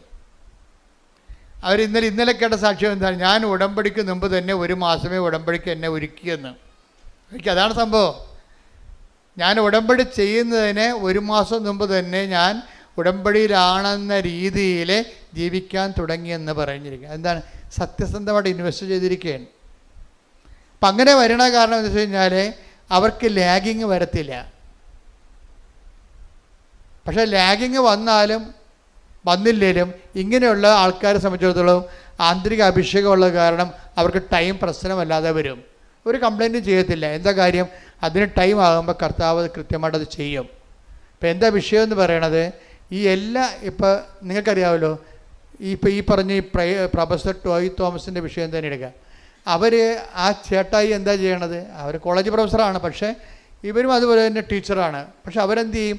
അവർ ഈ സിറ്റുവേഷനിലും മറ്റുള്ളവർക്ക് ഈ പത്രങ്ങൾ കൊണ്ടുപോയി എല്ലായിടത്തും പറഞ്ഞിട്ട് അവരുടെ അനുഭവങ്ങളും അവരുടെ അനുഭവം എന്ന് പറഞ്ഞാൽ എന്താണെന്നറിയാവോ? അവിടെ അനുഭവം എന്ന് പറഞ്ഞാൽ അവരുടെ രോഗത്തിന് എന്താ സംഭവിച്ചിരിക്കുന്നത്? റേഡിയേഷൻ പറ്റത്തില്ല, ഓപ്പറേഷൻ പറ്റത്തില്ല, കീമോ പറ്റത്തില്ല. പക്ഷേ എന്ത്? പാലിയേറ്റീവ് കീമോ, മരിക്കാനുള്ള കീമോ കൊടുത്തിരിക്കുകയാണ്. ആ സംഭവം പക്ഷേ ഒരു കീമോ കഴിഞ്ഞ് 2 കീമോ 3ാമത്തെ കീമോ ടെസ്റ്റ് ചെയ്ത് നോക്കിയപ്പോൾ 99% ഇവർ സുഖപ്പെട്ടിരിക്കുകയാണ്. അപ്പോൾ ഇവരുടെ അനുഭവങ്ങൾ പറഞ്ഞാണ് ഇവർ ആൾക്കാർക്ക് പത്രങ്ങൾ കൊടുക്കേണ്ടത്. എന്നുവെച്ചാൽ അത് കൊടുത്ത് ഒപ്പിച്ച് തീർക്കുന്ന ഒരു കാര്യമല്ല, മറിച്ച് എന്താണ്? അത് തന്നെ ഒരു ജോലിയാണ്, പ്രേക്ഷിത പ്രവർത്തനമാണ് ഉടമ്പടി. കാര്യം കാര്യം ഇത് ആദ്യമേ തന്നെ ഞാൻ തുടങ്ങിയപ്പോൾ തന്നെ പിശാച് പല്ലും നഖവും കൊണ്ട് പത്രത്തെ എതിർത്തായിരുന്നു. ഇപ്പം ഞാൻ 3-4 പേര് ഇതിൻ്റെ ഒരു കീബോർഡിൽ നിൽക്കുന്ന ആൾക്കാരുണ്ട്. ഞങ്ങൾക്ക് ഇതിനെക്കുറിച്ച് ഐഡിയ ഉണ്ട്, വ്യക്തമായ ഐഡിയ ഉണ്ട്. അപ്പോൾ എന്തെല്ലാം ലോകം മുഴുവനും തലകുത്തി മറിഞ്ഞാലും ഞങ്ങളുടെ തലകുത്തി മറിയത്തില്ല. എന്താ കാര്യം? ഇപ്പം ഞാൻ തന്നെ നിങ്ങളുടെ വിഷയത്തിൽ ഞാൻ എപ്പോഴും സംസാരിക്കണം. എന്താ കാര്യം? ഈ വിഷയത്തിൻ്റെ ഇപ്പം ഞാൻ ജീവിച്ചിരിക്കുന്നിടത്തോളം കാലം ഫസ്റ്റ് ഹാൻഡ് പ്രൈമറി വിറ്റ്നസ് ഞാനാണ്. മാതാവ് പ്രത്യക്ഷപ്പെടേണ്ട കണ്ടത് ഞാൻ മാത്രമേ അമ്മയെ കണ്ടുള്ളൂ, സത്യമായിട്ടും കണ്ടുള്ളൂ. പക്ഷേ ഇന്ന് ലക്ഷക്കണക്കിന് മനുഷ്യർ അമ്മയെ കാണുന്നുണ്ട്, അനുഭവത്തിലൂടെയും നേരെയും. അപ്പോൾ ഇപ്പോൾ തന്നെ പ്രൊഫസർ ജോയ് തോമസിൻ്റെ ഈ ക്യാൻസർ വന്നിരിക്കുന്ന ചേച്ചി ഒരു ദിവസം വചനം കേട്ടുകൊണ്ടിരിക്കുക പറയും, ഇന്ന് കഠോരമായ രോഗത്തിലിരിക്കുന്നവർ മാതാവിൻ്റെ സാന്നിധ്യം മഴവില്ല് പോലെ കാണുമെന്ന് പറഞ്ഞ് അതുപോലെ തന്നെ കണ്ട്. അതെന്താ കാര്യം വെച്ച് കഴിഞ്ഞാൽ ഈ വിശ്വാസത്തിൽ ദൈവത്തെ അന്വേഷിക്കുന്നവർക്ക് ദൈവം സമീപസ്ഥനാണ്. ഹൃദയ പരമാർത്ഥതയോടെ take the bed of God. സ്തുതിക്കട്ടെ. ഹല്ലേലൂയ, ഹല്ലേലൂയ, ഹല്ലേലൂയ, ഹല്ലേലൂയ. യേശുവേ നന്ദി. ഹല്ലേലൂയ, ഹല്ലേലൂയ, ഹല്ലേലൂയ. യേശുവേ ആരാധന, ആരാധന, ആരാധന. യേശുവേ നന്ദി. മഹത്വം, മഹത്വം, മഹത്വം, മഹത്വം. ഹല്ലേലൂയ, ഹല്ലേലൂയ, ഹല്ലേലൂയ. 145 സങ്കീർത്തനം 18 തിരുവചനം. സങ്കീർത്തനം 145:18. തന്റെ തന്നെ പറഞ്ഞാൽ വിളിച്ചപേക്ഷിക്കുന്നവർക്ക് തന്നെ വിളിച്ചപേക്ഷിക്കുന്നവർക്ക് ഹൃദയ പരമാർത്ഥതയോടെ വിളിച്ചപേക്ഷിക്കുന്നവർക്ക് കർത്താവ് സമീപസ്ഥനാണ്. കളങ്കമില്ലാതെ പരമാർത്ഥത വേണം. അല്ല വെക്കുവോ? അച്ഛൻ പറഞ്ഞ് ശരിയായിരിക്കുവോ? അത് മഴവില്ല് ചുമ്മാ കണ്ടതല്ലേ? ആകാശത്ത് കാണാൻ മഴവില്ലൊക്കെ പിന്നെ അച്ഛൻ പറഞ്ഞതാണ്. അച്ഛൻ പറഞ്ഞില്ല, പറഞ്ഞാലും പറഞ്ഞില്ലെങ്കിലും മഴവില്ല് അവിടെ ഉണ്ടാകത്തില്ലേ? ഇങ്ങനെയൊക്കെ എന്ത് വേണമെങ്കിൽ നമുക്ക് സംശയിക്കാം. അതുകൊണ്ട് തന്നെയാണ് ഹൃദയ പരമാർത്ഥതയുടെ കാര്യം എന്താണ്? കർത്താവ് എന്നോട് സംസാരിച്ചതാണെന്ന് അതൊക്കെ അറിയാമല്ലോ. ദൈവവിധി പ്രകാരമുള്ള ദൈവഹിതപ്രകാരമുള്ള ദർശനങ്ങളുണ്ടാകും. അപ്പോൾ ആ വ്യക്തിക്ക് അത് ഉദ്ദേശിക്കുന്നുണ്ടെങ്കിൽ ആ വ്യക്തിക്ക് അതിൻ്റെ ഇൻ്റർപ്രിട്ടേഷൻ കൊടുത്തിരിക്കും ദൈവം. ഇങ്ങനെയല്ല നമ്മൾ സ്വപ്നത്തിലൂടെ ഓരോ കാര്യങ്ങൾ വിവേചിക്കുന്നത്. ദൈവഹിതപ്രകാരമുള്ള ദൈവം ഉദ്ദേശിച്ചിട്ട് കൊടുക്കുന്ന സ്വപ്നങ്ങളുണ്ട്, ദൈവം ഉദ്ദേശിച്ചിട്ട് കൊടുക്കുന്ന ദർശനങ്ങളുണ്ട്. അതെന്താണ്? അതിൻ്റെ പ്രിൻ്റ് ഔട്ട് ഉൾപ്പെടെയാണ് അതിൻ്റെ ആ വ്യക്തിയെ അഡ്രസ്സ് ചെയ്യണത് വിത്ത് അഡ്രസ്സാണ് കൊടുക്കണത്. കാര്യം എന്താണ്? ഇത് എന്നെക്കുറിച്ച് പറഞ്ഞതാണെന്ന് ആന്തരികമായ ബോധ്യം എനിക്ക് കിട്ടും. Praise the lord. ദൈവഹിതപ്രകാരമുള്ള ദർശനങ്ങൾക്കോ സ്വപ്നങ്ങൾക്കോ ദൈവം നിങ്ങൾക്ക് തന്നെ ബോധ്യപ്പെടുത്തി തരും. എന്താണ്? ഇത് നിങ്ങളെ തന്നെ ഉദ്ദേശിച്ച് ചെയ്തിട്ടുള്ളതാണെന്ന് പറയും. അത് പറയുന്ന സമയത്ത് ചിലർക്ക് കുളിരോടുന്ന പോലുള്ള ശാരീരികമായ ഫിസിക്കൽ ഫിനോമിന ഉണ്ടാകും. ദൈവാനുഭവത്തിന് ഒത്തിരിയേറെ രസകരമായ അനുഭവങ്ങളുണ്ട്. കാര്യം അത് പറഞ്ഞുകൊണ്ടിരിക്കുന്ന സമയത്ത് രണ്ടുപേരുടെ ഇരട്ട അഭിഷേകം എന്ന് പറയും. പറയുന്നവർക്കും കേൾക്കുന്നവർക്കും ഒരേ സമയം തന്നെ ആന്തരികമായ ഈ ബോഡിയിൽ തന്നെ ഫീലിംഗ് ചെയ്യും. ഒരു പ്രത്യേക നമ്മൾ ഒരു പൂരണിപ്പെന്നൊക്കെ പറയുന്ന പോലെ രീതിയിലുള്ള ഒരു ഫീലിംഗ് നമുക്കുണ്ടാകും. കേൾക്കുന്നവർക്കും ഉണ്ടാകും, പറയുന്നവർക്കും ഉണ്ടാകും. അപ്പോൾ എന്താണ്? പരിശുദ്ധാത്മാവിൽ ചെയ്യുന്ന കാര്യങ്ങൾക്കും സംഭവിക്കുന്ന കാര്യങ്ങൾക്കും നമുക്ക് പേഴ്സണൽ കൺകറൻസ് കിട്ടാൻ നമുക്ക് വ്യക്തിപരമായി ദൈവം നൽകുന്ന ശാരീരികമായ അനുഭവങ്ങൾ ഫിസിക്കൽ ഫിനോമെറ്റിസിസമാണ്. ശരിക്കും പറഞ്ഞാൽ ഇങ്ങനെയുള്ള ഒരു വിഷയം ദൈവികമായ കാര്യങ്ങളുടെ ശാരീരികമായ പ്രതിഭാസങ്ങൾ അത് ഇപ്പോഴും ഇന്നത്തെ കാലത്ത് ഉടമ്പടിയുടെ അനുഭവങ്ങളിൽ കൂടിക്കൂടിയാണ് വരണത്. അപ്പം അത് എല്ലാവർക്കും അതുകൊണ്ടാണ് സുഗന്ധാഭിഷേകം വരണത്, മഴവില്ല് വരണത്, അതുപോലെ തന്നെ മാതാവ് സ്വപ്നത്തിൽ വന്നു വിളിക്കണത്. കഴിഞ്ഞ ദിവസങ്ങളിൽ ഒരു സാക്ഷ്യം ഉണ്ടായെന്ന് വെച്ച് കഴിഞ്ഞാൽ ആ മനുഷ്യന് നമ്മുടെ അദ്ദേഹം പറയണത് ഇവിടെ ഇതിന് വാതിക്കലിരിക്കുന്ന മാതാവ് വന്ന് എന്നെ ഒരു സ്വർണത്തിൻ്റെ വടി കൊണ്ട് ഞാൻ അമ്മയോട് പറഞ്ഞായിരുന്നു, അമ്മ എൻ്റെ ജന്മത്തിൽ ഞാൻ 5:30 എഴുന്നേരം ചരിത്രമില്ല. എനിക്ക് 35 വയസ്സായി. 35 കൊല്ലത്തിനുള്ളിൽ ഇന്ന് വരെ ഞാൻ 8 മണിക്കൊക്കെയാണ് എഴുന്നേൽക്കണത്. ഞാനെങ്ങനെയാണ് 5:30 എഴുന്നേൽക്കണത്? അപ്പോഴെന്ത് ചെയ്ത് അമ്മ കറക്റ്റ് 5:29 ആയപ്പോൾ കൃപാസം വാദിക്കെ നിൽക്കുന്ന മാതാവ് വന്ന് എന്നെ തോണ്ടി വിളിച്ചു. ഞാൻ ഞെട്ടി എഴുന്നേറ്റ് നോക്കിയപ്പോൾ മണി 5:30. അതായത് ഈ കാലങ്ങളിൽ അഡ്രസ്സ് നേരിട്ട് നമുക്ക് അനുഭവം കിട്ടും. നേരിട്ട് അതായത് ഒന്നാമത്തെ കൃപാസനത്തിൻ്റെ വിഷയം സഞ്ചാരി മാതാവാണ്. എന്ന് വെച്ച് കഴിഞ്ഞാൽ ഇപ്പം തന്നെ ഇവരുടെ കാര്യം തന്നെ എടുക്കാം. ഇവർക്ക് ഈ ക്യാൻസർ 99% കുറഞ്ഞല്ല, പിന്നെ 1% ഉള്ളു. അപ്പം ആ സന്തോഷ വാർത്ത എന്നെ അറിയിക്കാൻ വേണ്ടി അവരിവിടെ വന്നപ്പോൾ എന്നാ പറ്റിയത്? പ്രൊഫസർ ഇവിടെ വന്നപ്പോൾ ഓഫീസിൽ നിന്ന് പറഞ്ഞ്, നിങ്ങൾ കഴിഞ്ഞ ആഴ്ച കണ്ടതല്ലേ അച്ഛനെ, കണ്ടിട്ട് പോയപ്പോഴല്ലേ ഇത്രയും കുറഞ്ഞിരിക്കണത്, ഇനിയിപ്പം നിങ്ങൾക്ക് 90 ദിവസം കഴിഞ്ഞ് കാണാൻ പറ്റത്തുള്ളൂ. കാര്യം ഒത്തിരി പേര് കാണാനുണ്ട്, ഒരു പ്രാവശ്യം പോലും കാണാത്തവരുണ്ടല്ല. അപ്പം പ്രൊഫസറിന് അത് കാര്യം മനസ്സിലായപ്പോൾ പ്രൊഫസർ സങ്കടത്തോടെയാണെങ്കിൽ തിരിച്ചുപോയി. പിറ്റേ ദിവസം കൊണ്ട് ഞാൻ പ്രൊഫസറിൻ്റെ വീടിൻ്റെ വാതിൽക്കൽ നിൽക്കണം. അല്ല, എനിക്കറിയാൻ പാടില്ല. ഞാൻ ചേന്നമംഗലത്ത് പോയ ആളാണ്. ചേന്നമംഗലം എൻ്റെ പഠനത്തിൻ്റെ ഒരു ഭാഗമാണ്. പഴയകാല ക്രിസ്ത്യൻ സെറ്റിൽമെൻറ്റാണ് ചേന്നമംഗലം എന്ന് പറയുന്നത്. 1800 കൊല്ലം പഴക്കമുള്ള സെറ്റിൽമെൻറ്റാണ്. അപ്പം അതിനെക്കുറിച്ചുള്ള പഠനങ്ങളൊക്കെ ഉണ്ട്. ഞാൻ പഠിച്ച ഒരു പുസ്തകം എഴുതുന്നുണ്ട്. ആ പുസ്തകത്തിൻ്റെ ആവശ്യത്തിന് വേണ്ടി ഞാൻ ചേന്നമംഗലത്ത് യഹൂദ പള്ളി ചെന്ന് ആ പള്ളി ഒത്തിരി ഏടാകൂടങ്ങളിൽ പോയിട്ടാണ് പള്ളിയെത്തിയപ്പോൾ പള്ളി അടച്ചിട്ടിരിക്കാൻ. പള്ളി അടച്ചിട്ടപ്പോൾ റോഡ് വക്കെ നിന്നിരിക്കുന്ന ഒരാളിനെ ഞാൻ വിളിച്ചിട്ട് ഞാൻ കാറിലേക്ക് വിളിച്ചപ്പോൾ അയ്യോ ജോസഫത്തല്ലേ, എന്താ ഇവിടെ എന്ന് ചോദിച്ചു. ഞങ്ങൾ ഇന്നലെ അച്ഛനെ കാണാമെന്നു. അപ്പോഴെന്ത്, അച്ഛാ ഞങ്ങൾ സാക്ഷ്യം പറയാൻ ഇരിക്കുകയാണ്, 1% കൂടിയേ എനിക്ക് ക്യാൻസർ ഉള്ളൂ, ബാക്കിയെല്ലാം അമ്മ ഏറ്റെടുത്ത്, അച്ഛാ ഒന്ന് പ്രാർത്ഥിക്കാൻ പറഞ്ഞു. അപ്പോൾ എന്താണ്, ഇവിടുന്ന് മടക്കി വിട്ട ആളെ അമ്മ എന്നെ അവിടെ വീട്ടിൽ കൊണ്ട് ആശീർവദിച്ചു. അപ്പോൾ എന്താ പ്രശ്നം എന്ന് വെച്ച് കഴിഞ്ഞാൽ, സഞ്ചാരി മാതാവ് ഇതാണ് സംഭവം.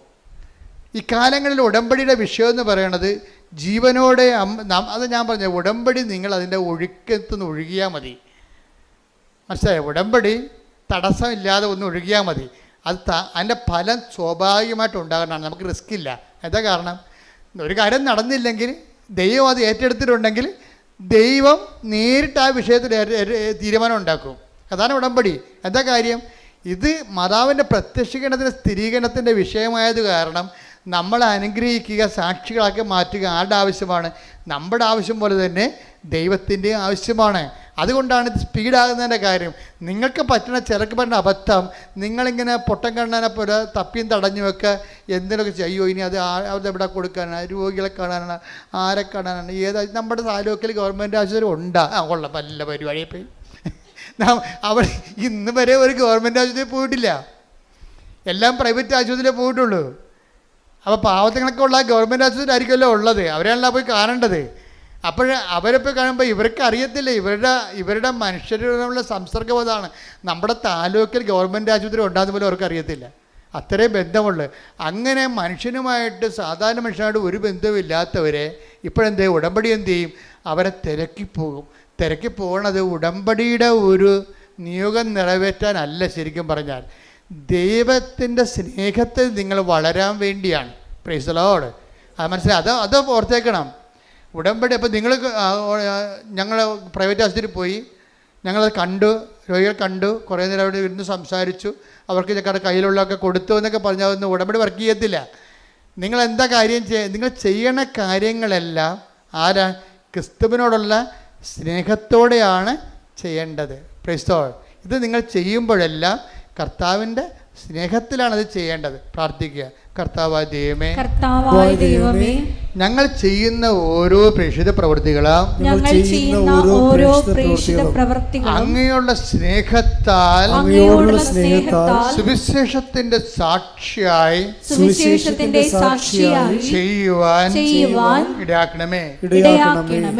അപ്പോഴേ ഇതിൻ്റെ വിഷയത്തിൽ നമ്മൾ ചെയ്യും തോറും നമ്മൾക്ക് പരിശുദ്ധാത്മാവിനെ കിട്ടും. നമുക്കിത് ചെയ്യുമ്പോൾ ഈ പരിശുദ്ധാത്മാവിലാണ് നിങ്ങൾ ചെയ്തത്, അത് ഉടമ്പടിയുടെ കാര്യങ്ങൾ നിറവേറ്റാൻ വേണ്ടി, നമ്മുടെ കാര്യം നേടാൻ വേണ്ടി ഉള്ള ഉദ്ദേശത്തിലാണ് ചെയ്തതെന്ന് അറിയാൻ പറ്റും നമുക്ക്. ഇപ്പം നിങ്ങളൊരു കാര്യം ചെയ്ത് ഒരു സാരി വാങ്ങിച്ചു കൊടുത്തു, അല്ലെങ്കിൽ നിങ്ങൾ പൈസ ആൾക്കാർക്ക് കൊടുത്തു, അല്ലെങ്കിൽ നിങ്ങൾ ഭക്ഷണം പാകം ചെയ്ത് വേണ്ടി കൊടുത്തു. ഇത് നിങ്ങൾ ചെയ്യുമ്പോൾ ഇത് പരിശുദ്ധാത്മാവിലാണ് ചെയ്തത്. അതാ നിങ്ങളുടെ ഹ്യൂമൻ സ്പിരിറ്റിൽ ഉടമ്പടിയുടെ കാര്യങ്ങൾ നിറവേറ്റാൻ വേണ്ടി ചെയ്യണമല്ലോ എന്ന് വിചാരിച്ചുകൊണ്ട് ചെയ്യാൻ വേണ്ടി ചെയ്തതാണോ എന്ന് അറിയാൻ നമുക്ക് പറ്റും. എങ്ങനെ അറിയാൻ പറ്റുമെന്ന് അറിയാമോ? പരിശുദ്ധാത്മാവിലാണ് ചെയ്തതെങ്കിൽ പിന്നെയും ചെയ്യാൻ വേണ്ടി നമുക്ക് സ്പിരിറ്റ് ഉണ്ടാകും. ഇല്ലെന്നുണ്ടെങ്കിൽ ഇന്ന് രോഗികൾ കൊണ്ടേ കൊടുത്ത് ഇനിയിപ്പോൾ 90 ദിവസം അതവരെ കൊടുത്താൽ മതിയല്ല.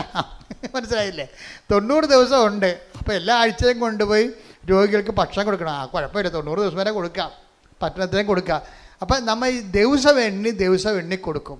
അത് പക്ഷേ അതിനൊന്നും കൗണ്ട് ഡൗൺ ആണ്. അതൊക്കെ എന്താ പ്രശ്നം വെച്ച് കഴിഞ്ഞാൽ അത് ഉടമ്പടി പ്രകാരമല്ല. അത് നിങ്ങളുടെ വയറ്റിപ്പഴുപ്പിന് വേണ്ടി നിങ്ങൾ ചെയ്യുന്ന എന്തോ ഒരു ദൈവത്തിൻ്റെ കണ്ണിൽ പൊടിയിടാൻ വേണ്ടിയുള്ള എന്തോ ഒരു തരം പ്രവർത്തനങ്ങളാണ്, മനുഷ്യപ്രവർത്തനങ്ങളാണ്. അത് പ്രേക്ഷിത പ്രവർത്തനങ്ങളല്ല. ഇത് പ്രേക്ഷിത പ്രവർത്തനവും മനുഷ്യപ്രവർത്തനവും തമ്മിലുള്ള വ്യത്യാസം. പ്രേക്ഷിത മീൻസ് അതിൻ്റെ അർത്ഥം എന്താ? വൺ ഹു ഈസ് സെൻറ്റ്, അല്ലേ? പ്രേക്ഷിതം അതായത് ഒരാളെ പറഞ്ഞു വിടുക. ഒരാൾ പറഞ്ഞിട്ടാണ് നമ്മളത് ചെയ്യണത്. അതിനാണ് പ്രേക്ഷിതം എന്ന് പറയണത്. സംസ്കൃത വാക്കാണ്, അതിനാ പ്രേക്ഷിത എന്നൊക്കെ പറയത്തില്ലേ. എന്നുവെച്ചാൽ സ്വയം ചെയ്യണതല്ല. ദൈവം എൻ്റെ പിതാവ് എന്നെ അയച്ചതുപോലെ ടേക്ക് ദ ബെഡ് അപ്പ് ശ്രദ്ധിക്കട്ടെ. ഹല്ലേലൂയ ഹല്ലേലൂയ ഹല്ലേലൂയ. യേശുവേ നന്ദി, യേശുവേ സ്തുതി. ഹല്ലേലൂയ ഹല്ലേലൂയ ഹല്ലേലൂയ ഹല്ലേലൂയ. യേശുവേ ആരാധന ആരാധന ആരാധന. യേശുവേ നന്ദി, മഹത്വം മഹത്വം മഹത്വം. യോഹന്നാൻ 20:21. പിതാവ് എന്നെ അയച്ചതുപോലെ, പറഞ്ഞ പിതാവ് എന്നെ അയച്ചതുപോലെ ഞാനും നിങ്ങളെ അയക്കുന്നു. അതാണ് വിഷയം. ഞാനും അയക്കുന്നു. അടുത്ത വരി. ഇത് പറഞ്ഞിട്ട് അവരുടെ മേൽ വിശ്വസിച്ചുകൊണ്ട് അവരോട് അരുൾ ചെയ്തു, നിങ്ങൾ പരിശുദ്ധാത്മാവിനെ സ്വീകരിക്കും. അപ്പോൾ എപ്പോഴും പ്രേക്ഷിത പ്രവർത്തനത്തിന് അത് എൻസ്പിരിറ്റഡ് ആണ്, മനസ്സിലായില്ലേ? മറ്റൊരു സാധാരണ പ്രവർത്തനങ്ങൾക്ക് ഹ്യൂമൻ സ്പിരിറ്റഡ് ആണ്. ഇത് വ്യത്യാസം ഇതാണ്. പ്രേക്ഷിത പ്രവർത്തനം ഇപ്പം നമ്മൾക്ക് നമ്മുടെ IELTS പാസ്സാകാൻ വേണ്ടി നമ്മൾ പൊതിച്ചോറ് കെട്ടിക്കൊണ്ടുപോയി രോഗികൾക്ക് കൊടുക്കുന്നു, ഗുഡ് ബൈ, അവരും തിന്ന് നമുക്ക് സമാധാനം. എന്നിട്ട് നമ്മൾ കമ്പ്യൂട്ടറെ റിസൾട്ട് വന്നാന്ന് പറഞ്ഞ് കൈയടിച്ചെടുത്ത് നോക്കിക്കൊണ്ടിരിക്കുന്നു. ഇത് ഹ്യൂമൻ സ്പിരിറ്റിലാണ് വർക്ക് ചെയ്യണത്. പ്രേക്ഷിത പ്രവർത്തനം എന്ന് പറഞ്ഞാൽ എന്താണ്? എൻ്റെ പിതാവ് എന്നെ അയച്ചതുപോലെ, പിതാവ് യേശുവിന് ഏറ്റവും വലിയ പ്രേക്ഷിതനാരാണ്? ഈശോയാണ്. അപ്പായ അയച്ചതാണ്.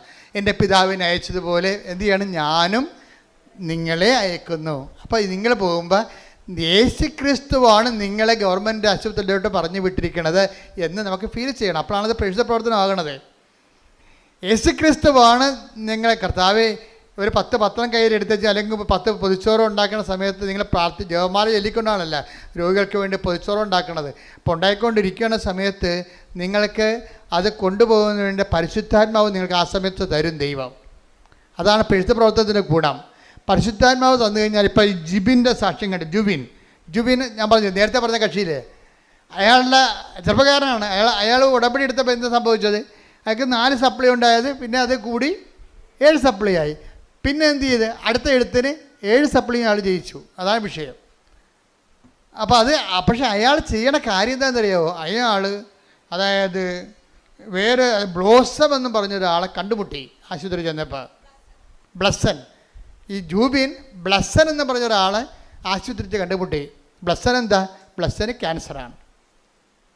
അപ്പോൾ ബ്ലസ്സനെ ചികിത്സിച്ച് അവന് അയാളുടെ കയ്യിലുള്ളതൊക്കെ കൊടുത്ത് അവന് ഭക്ഷണമൊക്കെ വാങ്ങിച്ചു കൊടുത്ത് ബ്ലസ്സിന് തോന്നി ഇവനിപ്പോൾ പാവപ്പെട്ടവനാണ്, ഇവൻ്റെ അമ്മ ഇവിടെ നിന്ന് നോക്കിക്കൊണ്ടുകൂടെ നോക്കിക്കൊണ്ട് നിൽക്കണം. അവർ പോയി കുളിക്കുകയോ വല്ലതും ചെയ്യണമെന്നുണ്ടെങ്കിൽ ഇവിടെ ഇവനെ നോക്കാൻ ആരുമില്ല. അപ്പോൾ ജൂബിൻ പറഞ്ഞു, ബ്ലസ്സിൻ്റെ അമ്മയല്ലേ, അമ്മ വീട്ടിൽ പോയി കുളിക്കുക നിനക്കൊക്കെ ചെയ്തിട്ട് വാ, ഞാനിവിടെ ഇവനെ നോക്കിക്കൊണ്ട് നിന്നോളാം. കളി വേണ്ട, അത് പ്രേക്ഷിത പ്രവർത്തനം എന്ന് പറഞ്ഞാൽ അതാണ്. കളി മറന്ന കണ്ടില്ലേ? അങ്ങനെ നിന്ന് എത്ര ദിവസം എന്നറിയാവോ? അവൻ പാവപ്പെട്ടായത് കൊണ്ട് അവർക്ക് ഒരു നേരം ആഹാരം കിട്ടണമെങ്കിൽ പണിയെടുക്കണ്ടേ. അപ്പം അതുകൊണ്ട് ഞാൻ എന്ത് ചെയ്ത് അമ്മയെ പറഞ്ഞ് വീട്ടിൽ വിട്ടിട്ട് ഞാൻ 1 മാസം അവൻ്റെ കൂടെ നിന്നെന്ന് പറഞ്ഞു. Price the Lord. ഇതാണ് പ്രേക്ഷിത പ്രവർത്തനം. ഇതാണ് പ്രേക്ഷിത പ്രവർത്തനം. അപ്പോൾ അവൻ മരിക്കാനായപ്പോൾ അവൻ പറഞ്ഞു എനിക്ക് ജൂബിനെ കാണണമെന്ന് പറഞ്ഞു. പിന്നെ ജൂബിൻ പോയി കണ്ടു. ജൂബിൻ്റെ കൂടെ കൈവച്ച് അവൻ മരിച്ചു. അപ്പോൾ ഒരു മനുഷ്യന്മാരെങ്ങനെ ജീവിക്കണമെന്ന് നോക്കിയേ. അവസാന നിമിഷമാണ് അവനെ ശുശ്രൂഷിക്കാൻ കിട്ടിയെങ്കിലും ആ ജീവിതകാലം മുഴുവൻ ഇതിൽ നിന്ന് വരുമാനം കിട്ടി. ഈ ജൂബിനെ ഈ ബ്ലസ്സനെ സ്നേഹിച്ചതിൻ്റെ പേരിൽ കർത്താവ് അവൻ്റെ മരണം വരെ ഇതിൽ നിന്ന് അവന് വരുമാനം വന്നുകൊണ്ടിരിക്കും, കൃപയുടെ വരുമാനം വന്നുകൊണ്ടിരിക്കും. ഒരിക്കലും ജൂബിനെ ദൈവം മറക്കത്തില്ല. അതുപോലെ നിങ്ങളെയും ദൈവം ഒരിക്കലും മറക്കാനാവാ ദൈവത്തിന് എന്ന് ഓർക്കാൻ പറ്റുന്ന രീതിയിൽ ഒരു പ്രേക്ഷിതയായി നിങ്ങൾ ഉയർത്താനും വളർത്താനും വേണ്ടി ഇടിമുഴക്കം പരിശോധിക്കട്ടെ. തിരഞ്ഞെടുത്തയക്കണമേ എന്ന് പ്രാർത്ഥിക്കുന്നു. ഈ കാലഘട്ടത്തിൽ നിന്റെ കൈയും കാലുമായി പ്രവർത്തിക്കുവാൻ ഈ ആരാധനയിലൂടെ ഞങ്ങളെ അഭിഷേകം ചെയ്യണമേ എന്ന് പ്രാർത്ഥിക്കുന്നു. പരിശുദ്ധ പരമ ദിവ്യകാരുണ്യത്തിന്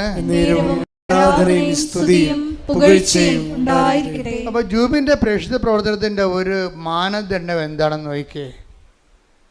ജൂബിന്റെ പ്രേക്ഷിത പ്രവർത്തനത്തിന്റെ മാനദണ്ഡം എന്താണ്? അതായത് അത് ക്രിസ്തുവിൻ്റെ പ്രേക്ഷിത പ്രവർത്തനത്തെക്കുറിച്ചുള്ള വിഭാവനതയാണ് മാനദണ്ഡമാണിത്. എപ്പോഴും നമ്മൾ വിഷയം ശ്രദ്ധിക്കേണ്ടത് വെച്ചാൽ നമുക്ക് ഓരോ ഉടമ്പടി എടുക്കുമ്പോൾ ഓരോ ലക്ഷ്യങ്ങളുണ്ട്. ഇപ്പം ഞാൻ ആദ്യകാലങ്ങളൊക്കെ പറഞ്ഞുകൊണ്ടിരുന്നത് ഇപ്പോഴും പറയണത് അതാണ്, ഉടമ്പടി ഉടനടി പരിഹാരം. ഒരു സംശയമില്ല കാര്യത്തിൽ, നിങ്ങൾ പാത്രം എടുത്ത് നോക്കിയാൽ മതി. പക്ഷേ ഈ ഉടമ്പടി ഉടനടി പരിഹാരം കിട്ടിയില്ലെങ്കിലും 10,000 ഇപ്പോഴും ഇത്തിരി ഉടമ്പടി ദൈവത്തിൻ്റെ സമയത്താണത് നടക്കണമെന്നുണ്ടെങ്കിൽ 10,000 അതിനുള്ളിൽ വിശുദ്ധരായി ജീവിക്കുന്നുണ്ടെന്ന്. എന്താ കാര്യം? കർത്താവ് ചെയ്യുമ്പോൾ എല്ലാം കൃത്യമായിട്ട് ചെയ്യുന്നവർക്ക് നല്ല ക്രിസ്തുവിനെക്കുറിച്ച് നല്ല ഐഡിയ ഉണ്ട്. ക്രിസ്തുവിനെക്കുറിച്ച് ഐഡിയ ഇല്ലാത്ത ജനങ്ങളോട് സംസാരിക്കുമ്പോൾ എന്ത് ചെയ്യണം? ആ രീതിയിൽ സംസാരിക്കാൻ പറ്റത്തുള്ളൂ നമുക്ക്. ഉദാഹരണത്തിന് ഒന്ന് കുറഞ്ഞ 3:1 എടുത്തേ. സഹോദരരെ, ആയിട്ട് പറഞ്ഞ സഹോദരങ്ങളെ, എനിക്ക് നിങ്ങളോട് ആത്മീയ മനുഷ്യരോട് എന്നതുപോലെ സംസാരിക്കാൻ സാധിച്ചില്ല. ജഡിക മനുഷ്യരോട് എന്നതുപോലെയും ക്രിസ്തുവിനെ കുറിച്ചുള്ള അറിവിന്റെ കാര്യത്തിൽ പൈതങ്ങളോട് എന്നതുപോലെയുമാണ് നിങ്ങളോട് ഞാൻ സംസാരിച്ചത്. പൈതങ്ങളോട് സംസാരിക്കുമ്പോൾ എന്ത് ചെയ്യണം? അവർക്ക് മിഠായി, ബലൂൺ, അതുപോലെയുള്ള കളിപ്പാട്ടം, ഇങ്ങനെ കുറേ സംഭവങ്ങളില്ലേ, അവർ കിട്ടിയാൽ മാത്രമേ മദറിൻ്റെ സ്നേഹം. നിങ്ങൾക്കറിയാവില്ല, ഇപ്പം കുഞ്ഞുങ്ങളെ അമ്മയെന്ന് വിളിക്കണ ആരെയാണ് പലപ്പോഴും? ആയമാരെ വിളിക്കണതല്ലേ.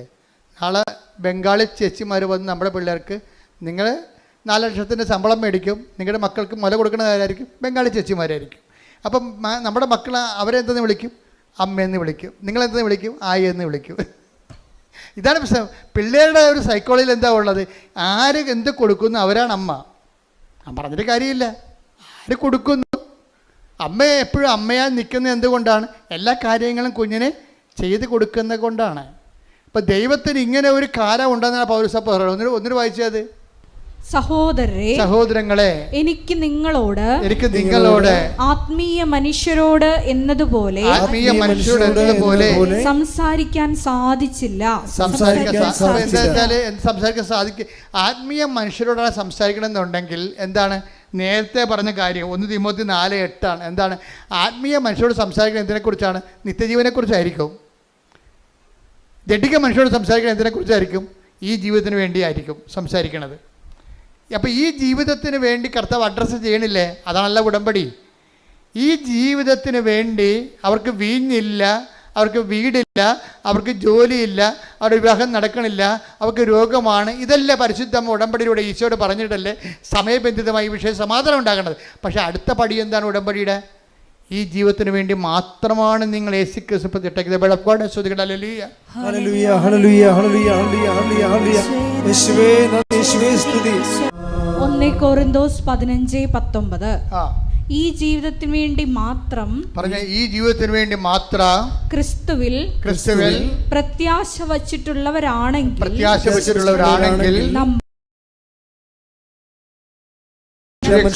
നിർഭാഗ്യരാണ്. അപ്പൊ ക്രിസ്തുവിൽ പ്രത്യാശ അർപ്പിക്കണ എന്തിനാണ്? ഈ ജീവിതത്തിന് വേണ്ടിയും മാത്രമാണെന്നാണ് ചോദിക്കണത്. വെച്ചാൽ ഈ ജീവിതത്തിന് വേണ്ടി ഉണ്ട്, ഈ ജീവിതത്തിന് വേണ്ടി, പിന്നെ എന്താണ്? വരാനിരിക്കുന്ന ജീവിതത്തിന് വേണ്ടി കൂടിയാണ്. അപ്പോൾ വരാനിരിക്കുന്ന ജീവിതത്തിന് വേണ്ടി കൂടുതലാണ് നിങ്ങൾ ചില കാര്യങ്ങൾ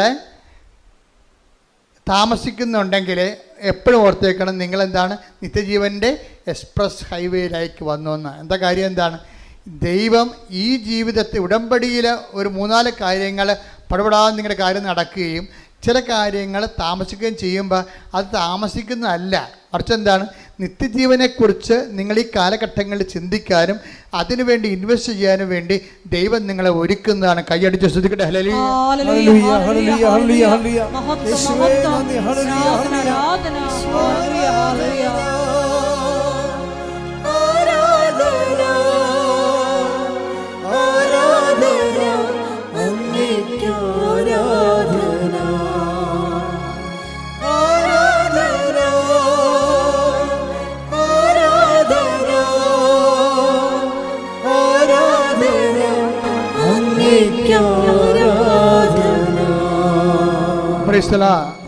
മലയാളിക്ക് ഒരു കുഴപ്പമുള്ളേ, മലയാളിക്ക് എന്ത് ബൈബിൾ പഠിച്ചാലും അവന് നയിക്കുന്നത് പഴഞ്ചൊല്ലായിരിക്കും. മലയാളി എന്ത് ബൈബിൾ, മലയാളിയുടെ ഒരു ദുരന്തം അതാണ്. എന്ത് ബൈബിൾ അവൻ പഠിച്ചാലും അവനെ നയിക്കണത് ആരായിരിക്കും? പഴഞ്ചൊല്ലായിരിക്കും. അത് നമ്മൾ അറിയത്തില്ല. നമ്മളറിയാതെ നമ്മളകത്ത് കിടക്കുന്നൊരു വൈറസാണ് ഈ പഴഞ്ചൊല്ല്. ഇപ്പം നിങ്ങൾ പറയും ആറ്റിക്കളഞ്ഞാലും പണിയായി. അതാ സംഭവം. മലയാളം അങ്ങനെ ചെയ്യത്തുള്ളൂ, അവൻ അർത്ഥ കൈക്ക്. അപ്പം ഈ ബേസിക് സ്വഭാവങ്ങളുള്ള കാരണം തന്നെ ദൈവാനുഗ്രഹം കുറയാൻ സാധ്യതയുണ്ട്. നമ്മുടെ സാംസ്കാരിക അവബോധം മനസ്സിൽ കിടക്കുന്നത് എന്താണ്? ഇതുപോലെ തന്നെ ബൈബിളേതരമായി നിലവാരപ്പെട്ടിട്ടുള്ള ദൈവഹിതപ്രകാരമുള്ള ദൈവത്തെ സ്വീകരിക്കാത്ത ഒരു ജനതയുടെ സ്വയം പ്രകാശനങ്ങളാണ്. അതിനാണ് പഴഞ്ചൊല്ലെന്ന് പറയണത്. എന്താ പ്രോബ്ലം എന്ന് വെച്ച് കഴിഞ്ഞാൽ ബൈബിളിനെതിരാണ്. നിങ്ങൾ പറയും ആറ്റിക്കളഞ്ഞാലും അളന്ന് കളയണം. അപ്പോൾ കർത്താവ് എന്ന് പറയും, നിങ്ങൾ അളക്കുന്ന അളവ് പോലോട്ട് തന്നെ തിരിച്ചു നിങ്ങൾക്ക് മാത്രം അളന്നാൽ പറ്റത്തില്ല. മത്തായി 7:2 നിങ്ങൾ അളക്കുന്ന അളവ് കൊണ്ട് തന്നെ നിങ്ങൾ അളക്കുന്ന അളവ് കൊണ്ട് തന്നെ നിങ്ങൾക്കും അളന്ന് കിട്ടും. നിങ്ങൾക്കും അളന്ന് കിട്ടും. പക്ഷേ ഇത് എങ്ങനെ സംഭവിച്ചിരിക്കുന്നത്? ഈ ലൂക്കാസ് വിശേഷമാണ് നല്ലത്. ലൂക്കാസ് വിശേഷം 6:38 അവസാനമാണ് പറയണത്, നിങ്ങൾ അളക്കുന്ന അളവുകോല് കൊണ്ട് തന്നെ നിങ്ങൾക്കും അളന്ന് കിട്ടുമെന്ന്. പക്ഷേ എന്താ പ്രശ്നം വെച്ചാൽ അതൊക്കെ മുമ്പ് പറഞ്ഞ വാക്ക് എന്താണ്? കൊടുക്കുവിൻ നിങ്ങൾക്ക് ലഭിക്കും. അതാണ് പറഞ്ഞത്. അതിക്ക് മുമ്പ് പറയാം, കൊടുക്കുവിൻ നിങ്ങൾക്ക് ലഭിക്കും. എന്ത് കിട്ടും? അമർത്തി കുലുക്കി നിറച്ചളന്ന് അവൻ നിൻ്റെ മടിയിലോട്ട് ചൊരിയും എന്ന് പറഞ്ഞിട്ടാണ് പറഞ്ഞത്. ഇങ്ങനെ ചൊരിയണമെങ്കിൽ എന്ത് ചെയ്യണം? നിങ്ങൾ അളക്കുന്ന അളവുപോലെ കണ്ടിട്ട് നിങ്ങൾക്കും നിങ്ങൾക്ക് കൈ നീളത്തില്ലെന്ന് ദൈവം കൈ നീളത്തില്ലെന്ന് അർത്ഥം. നമ്മൾക്ക് കൈ നീളത്തില്ലെങ്കിൽ ദൈവത്തിൻ്റെ കൈ നീളത്തില്ലെന്നാണ് ഈ പറയണത്. കേൾക്കുമ്പോൾ ഓർക്കും നമുക്ക് കൊടുക്കുമെന്നെങ്കിൽ ലഭിക്കും. പക്ഷേ എങ്ങനെ കൊടുക്കണം? അമർത്തി കുലുക്കി നിറച്ച് അളന്ന് അവൻ നിൻ്റെ മടിയിലോട്ട് ചൊരിയണമെങ്കിൽ എന്ത് ചെയ്യണം? നമ്മൾ അളക്കണം ആദ്യം. നിങ്ങൾ അളക്കുന്ന അളവ് അല്ലാതെ ദൈവമാണല്ലോ ആദ്യം അളക്കണത്. ആ വചനം ഒന്ന് വായിച്ചേ. ലൂക്ക 6:38. ലൂക്ക 6:38.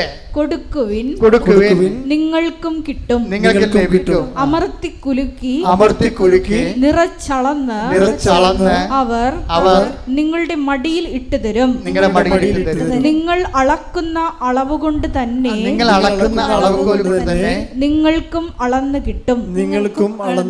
ഞാൻ എന്ത് ഇത് വായിച്ചപ്പോഴേക്കും ഈ ജുബിനുണ്ടല്ലോ നിത്യത സമൃദ്ധമായിരിക്കും. എന്താ കാര്യം? ഞാൻ രോഗിയായിരുന്നു, നിങ്ങൾ എന്നെ കണ്ടു എന്ന് പറഞ്ഞില്ലേ? കണ്ടിട്ട് അവൻ പോകുന്നില്ലല്ലോ, 1 മാസം അവിടെ നിന്നില്ലേ? അതാണ് സംഭവം. എൻ്റെ പിതാവിനാൽ ഇപ്പം നിങ്ങൾ ഓർക്കും ശരിയാണ്, കൊടുക്കും നമുക്ക് ലഭിക്കും. അപ്പോൾ നമുക്ക് IELTS പാസ്സാവുന്ന വെച്ചാൽ പറയണം ശരി. അപ്പോൾ നമ്മുടെ പുരയിടം വിറ്റുപോകും, നല്ല വിലക്ക് വിറ്റുപോകുമായിരിക്കും. നിങ്ങൾ ഞാൻ പറയണതൊന്ന് ചിന്തിക്കണ വേറെ. നിങ്ങൾ കൊടുക്കും, ശരി അവന് നമ്മൾ ആണെങ്കിൽ നമുക്ക് 2 കിലോ അരി വാങ്ങിച്ചു കൊടുക്കാം, 10 ഉടുപ്പ് വാങ്ങിച്ചു കൊടുക്കാം. അങ്ങനെയാണെങ്കിൽ പിന്നെ എന്ത്? അപ്പോൾ ജോലി കിട്ടുമല്ല, അപ്പോൾ ശമ്പളം കിട്ടുമല്ല, അപ്പോൾ നമ്മൾ 100 ഉടുപ്പ് തിരിച്ച് വാങ്ങിക്കാമല്ല. ഇങ്ങനെ ഭാഗികമായിട്ടും മാനുഷികമായിട്ടും ക്യാഷ് ആൻഡ് കൈൻഡായിട്ടാണ് വചനം നിങ്ങൾ ചിന്തിക്കുകയും ആലോചിക്കുകയും മനസ്സിലാക്കുകയും ചെയ്യും. അതല്ല ഇവിടുത്തെ പ്രശ്നം. എന്താ പ്രശ്നം? ഈ നിത്യതയെക്കുറിച്ചാണ് കർത്താവ് ഇതെല്ലാം പറഞ്ഞിരിക്കുന്നത്. എൻ്റെ ഞാൻ രോഗിയായിരുന്നു, നിങ്ങൾ എന്നെ സന്ദർശിച്ചു. എൻ്റെ പിതാവിനാൽ അനുഗ്രഹീതരെ വരുവിൻ, ലോകാരംഭം മുതൽ ഒരുക്കിയിരിക്കുന്ന രാജ്യം നിങ്ങൾ കൈവശമാക്കിക്കൊള്ളുവേ. നിത്യതയെക്കുറിച്ചാണ് ഇതെല്ലാം പറയണത് പലതും. അപ്പോൾ ജൂബിനെ സംബന്ധിച്ചിടത്തോളം ഒരു മണിക്കൂർ പോയി നിൽക്കാൻ പറഞ്ഞപ്പോൾ അവനെന്ത് ചെയ്ത്? 1 മാസം പോയി നിന്ന്. അപ്പോൾ അവന് എന്താ കിട്ടാൻ പോണേ? നിത്യതയാണ് അതിന് വരാൻ പോണത്. അവൻ്റെ ഇതിനോടുകൂടി നിത്യത. അപ്പോൾ നിങ്ങളൊക്കെ ചത്ത് കഴിയുമ്പോൾ ഈ ജീവിതത്തിൽ എന്താ അച്ഛൻ ഈശോ ഒന്നും പറയാത്തത്? അങ്ങനെയാണ് ചേർത്ത് നൽകുമെന്ന് ഈശോ പറയണത്. വരാനിരിക്കുന്ന രാജ്യത്ത് നിത്യജീവനം. ടേക്ക് ദ ബെഡ് ഫോർ വരാനിരിക്കുന്ന. അപ്പോൾ ഈ ജീവിതത്തിൻ്റെ ഡിമാൻഡ്സുകൾ സാറ്റിസ്ഫൈ ചെയ്തതിന് ശേഷമാണ് അതിൻ്റെ കൂടെ എന്ത് ചെയ്യും? ഉടമ്പടിക്ക് വരാനിരിക്കുന്ന കാലത്ത് നിത്യജീവനം. ടേക്ക് ദ ബെഡ് ഫോർ ശ്രുതികട ഹല്ലേലൂയ ഹല്ലേലൂയ ഹല്ലേലൂയ ഹല്ലേലൂയ. യേശുവേ നന്ദി, യേശുവേ സ്തുതി. ഹല്ലേലൂയ ഹല്ലേലൂയ ഹല്ലേലൂയ ഹല്ലേലൂയ ഹല്ലേലൂയ. മർക്കോസ് 10:29-30. മർക്കോസ് 10:29-30. യേശു പ്രതിവചിച്ചു, സത്യമായി ഞാൻ നിങ്ങളോട് പറയുന്നു, എന്നെ പ്രതിയും സുവിശേഷത്തെ പ്രതിയും ഭവനത്തെയോ സഹോദരന്മാരെയോ സഹോദരിമാരെയോ മാതാവിനെയോ പിതാവിനെയോ മക്കളെയോ വയലുകളെയോ ത്യജിക്കുന്നവരിൽ ആർക്കും ഇവിടെ വെച്ച് തന്നെ 100 ഇരട്ടി ലഭിക്കാതിരിക്കില്ല. ഭവനങ്ങളും സഹോദരന്മാരും സഹോദരിമാരും മാതാക്കളും മക്കളും വയലുകളും അവയോടൊപ്പം പീഡനങ്ങളും വരാനിരിക്കുന്ന കാലത്ത് നിത്യജീവനും. യേശുക്രിസ്തുവിന് വേണ്ടി നമ്മൾ കൊടുക്കുമ്പോഴേ ആ കൊടുക്കണ ആ സമയത്ത് ചില ആൾക്കാർ പറയത്തില്ലേ, എന്ത് കൊടുത്താലും ആ കൊടുക്കുമ്പോൾ കൊള്ളാമെന്ന്. മലയാളത്തിലുള്ള സംഭവമാണ്. എന്താണ്? കൊടുക്കുമ്പോൾ കൊള്ളാമെന്ന്. നമ്മൾ ആർക്കെന്ത് കൊടുത്താലും 5 മാസത്തേക്ക് ഇങ്ങനെ നമ്മളെ കാണുമ്പോൾ ചിരിക്കും. 6-ാം മാസം നമ്മളെ കാണുമ്പോൾ കണ്ട ഇതുപോലെ ഉണ്ടാകത്തില്ല. ദൈവം അങ്ങനെ അല്ലെന്നായി പറയണത്. പറഞ്ഞ മനസ്സിലായില്ലേ? അപ്പോൾ കൊടുക്കുമ്പോൾ പാത്ത പറഞ്ഞ് തന്നെ കൊടുക്കണം. എന്താ വിഷയം എന്ന് വെച്ച് കഴിഞ്ഞാൽ നമ്മൾ ദൈവത്തെ സ്നേഹിക്കുന്നുണ്ടെന്ന് മനസ്സിലാകണത് നമ്മൾ ദൈവത്തിന് വേണ്ടി നമ്മുടെ ജീവിതം ചെലവഴിക്കുമ്പോഴാണ് മനസ്സിലാക്കുക. ഇപ്പം നിങ്ങൾ തന്നെ ഒരു ദിവസം എന്തുമാത്രം മനുഷ്യരെ എനിക്ക് വേണ്ടി പ്രാർത്ഥിക്കണത്. ഞാൻ വീട്ടിൽ കല്യാണം കഴിച്ച് ജീവിച്ചിരുന്നെങ്കിൽ പ്രാർത്ഥിക്കും ഇത്തിരി ആൾക്കാർ. നടത്തപ്പോൾ ഞാൻ കർത്താവിന് എൻ്റെ ജീവിതം കൊടുത്തപ്പോൾ ലക്ഷക്കണക്കിന് മനുഷ്യരല്ലേ നമ്മളെ പ്രാർത്ഥിക്കാൻ വേണ്ടി നിൽക്കണതും നമുക്ക് വേണ്ടി പ്രാർത്ഥിക്കണതും ശുശ്രൂഷകളെല്ലാം സഹായിക്കണതും എന്തെല്ലാം കാര്യങ്ങൾ. അതുപോലെ നിങ്ങളും എൻ്റെ ദൈവത്തിലെ ഇപ്പോൾ ഇത് പ്രേക്ഷിത പ്രവർത്തനത്തിൻ്റെ സമയമാണ്. ഇപ്പം അച്ഛൻ്റെ കൂടെ പ്രേക്ഷിത പ്രവർത്തനം ചെയ്യണമെന്ന് ആഗ്രഹിക്കുന്നവർക്ക് വന്നിവിടെ ഒന്ന് നിൽക്കാം, ഒരു കുഴപ്പമില്ല. ഇപ്പോൾ 5 കൊല്ലം വേണം 5 കൊല്ലം നിൽക്കാം, 3 കൊല്ലം വേണം 3 കൊല്ലം നിൽക്കാം, ജീവിതകാലം മുഴുവൻ വേണമെങ്കിൽ നിങ്ങൾക്ക് നിൽക്കാം. അതൊക്കെ പക്ഷേ നിങ്ങൾക്ക് ബോധ്യം ഉണ്ടാകണം ഈ വിഷയത്തെക്കുറിച്ച്. കാര്യം ഇവിടെ നിൽക്കുന്നവർ വെറുതെ ഒരു ധ്യാനകത്തിൽ പോയി നിൽക്കുകയല്ല. മാതാവിൻ്റെ പ്രത്യക്ഷീകരണത്തിന് സ്ഥിരീകരണത്തിനായിട്ട് ഞാൻ എൻ്റെ ജീവിതം കൊണ്ട് സാക്ഷിയാണെന്നുള്ള രീതിയിൽ പ്രത്യക്ഷീകരണത്തിൻ്റെ സാക്ഷികളാണ്. ആ കാര്യത്തിൽ ബോധ്യമുള്ളവരായിരിക്കണം വരേണ്ടത്. ആ കാര്യത്തിൽ ബോധ്യം ഉണ്ടാകണം. അല്ലാത്തവർ 5 കൊല്ലം ഈ പ്രത്യക്ഷീകരണത്തിൽ ബോധ്യമില്ലാത്തവർ 5 കൊല്ലം വന്നാലും പണിക്കാരാണ്. ആ പണി കഴിഞ്ഞ് പോവും. ഞാൻ അവരുമായിട്ട് വലിയ ബന്ധങ്ങളൊന്നുമില്ല ശരിക്കും പറഞ്ഞു. അങ്ങനെ എത്ര പേര് ഇവിടെ വന്ന് പ്രവർത്തിച്ച് പോകുന്നുണ്ട്. I'm not seeing personally ദം. കാര്യം എന്നെ സംബന്ധിച്ചിടത്തോളം ഞാൻ നോക്കണത് എപ്പോഴെന്താണ്, പ്രത്യക്ഷീകരണത്തിൽ ഇവർക്ക് ബോധ്യമുണ്ടോ, മാതാവിടെ പ്രത്യക്ഷപ്പെട്ടതായിട്ട് അവർക്ക് ബോധ്യമുണ്ടോ, അതനുസരിച്ച് തന്നെയാണോ അവരുടെ ശുശ്രൂഷകൾ മുന്നോട്ട് പോണത്. അവിടെ സംസാരങ്ങൾ മാതാവിൻ്റെ പ്രത്യക്ഷത്തെക്കുറിച്ച് നമുക്ക് കിട്ടുന്ന അറിവെന്ന് പറയുന്നത് ഒരു അഭിഷേകദാനമാണ്. അത് കിട്ടാതെ ആരെല്ലാം ഇവിടെ ഒരു ജന്മം ഇവിടെ നിന്നിട്ടൊരു കഥയില്ല. അപ്പോൾ വരാൻ പോകുന്നവരെ പ്രേക്ഷിത ആണായാലും പെണ്ണായാലും ഓർക്കുക, മാതാവിൻ്റെ പ്രത്യക്ഷീകരണമാണ് കൃപാസനത്തിൻ്റെ ആ ഹൃദയസ്പന്ദനമെന്ന് പറയണത്. ആ പ്രത്യക്ഷീകരണത്തെക്കുറിച്ച് ദൈവം തന്നെ നിങ്ങൾക്ക് ബോധ്യങ്ങൾ തരണത് അനുഭവങ്ങളിലൂടെ ആയിരിക്കണം. അതിലൊക്കെ ഒരു ആകർഷണം തോന്നിക്കഴിഞ്ഞാൽ തീർച്ചയായും പ്രേക്ഷിതനാകാനുള്ള ാതെ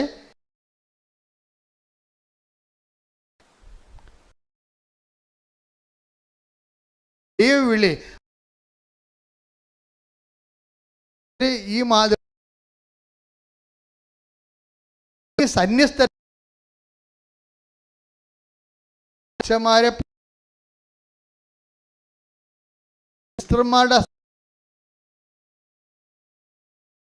മുഴുവൻ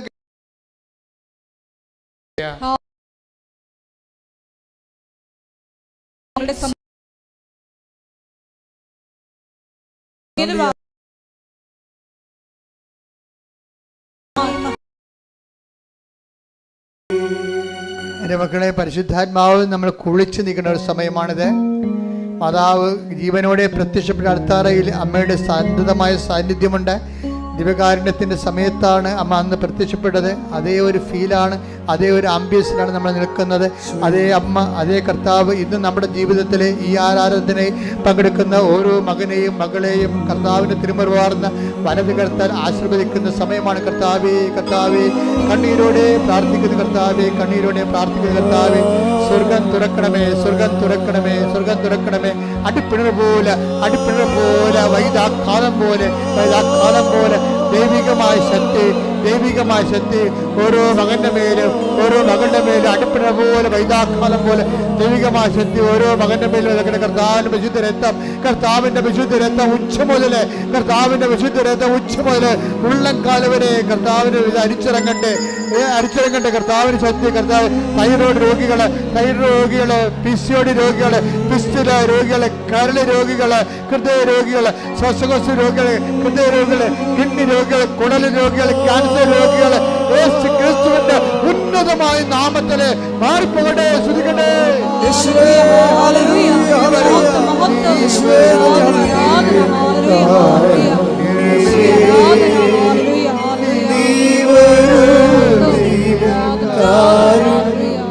സ്വരത്തിൽ പാടുക, എല്ലാവരും പാടുക.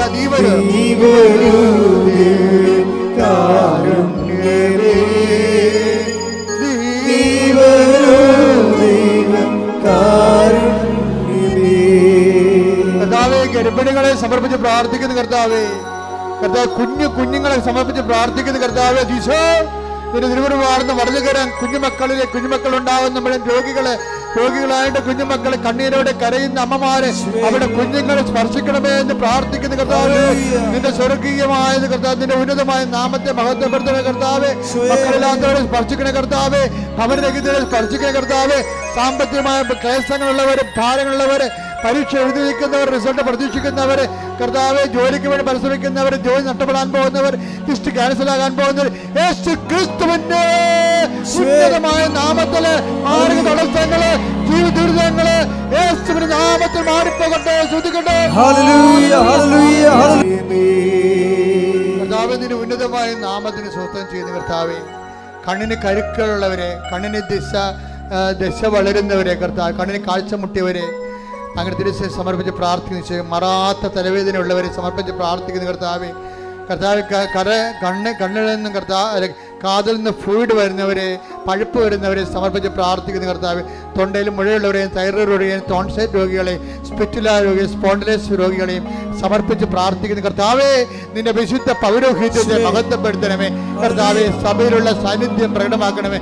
എൻ്റെ കർത്താവിൻ്റെ ഉന്നതമായ നാമത്തിൽ ഏത് രോഗത്തിന് വേണ്ടിയാണോ, ഏത് ജീവിത ആവശ്യത്തിന് വേണ്ടിയാണോ, ഏത് ഡേറ്റ് ഇട്ട് പ്രാർത്ഥിക്കുന്ന വിഷയമാണോ, ഏത് രേഖ ആവശ്യപ്പെട്ടുള്ള വിഷയമാണോ, ഏത് ജോലി ആവശ്യപ്പെട്ട വിഷയമാണോ, ഏത് ഡേറ്റ് നിശ്ചയിച്ചുകൊണ്ട് അതിന്റെ ശുഭകരമായ മറുപടി പ്രതീക്ഷിക്കുന്ന കാര്യങ്ങളാണോ, യേശുവിന്റെ നാമത്തിൽ മാതാവിന്റെ മധ്യസ്ഥത്തില് ദൈവിക ഇടപെടലുണ്ടാകട്ടെ. ശ്രദ്ധിക്കട്ടെ.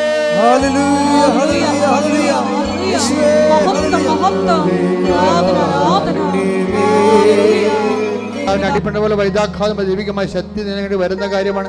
നിന്റെ മനസ്സ് വേദനിക്കുന്ന, നെഞ്ച് പൊളയുന്ന, പിടക്കുന്ന എന്താ വിഷയത്തിനും ഈ ആഴ്ചയിൽ കർത്താവ് 7 ദിവസത്തിനുള്ളിൽ കർത്താവിന്റെ തീരുമാനം ഉണ്ടാകും. ശ്രദ്ധിക്കട്ടെ. ഹല്ലേലൂയ, ഹല്ലേലൂയ,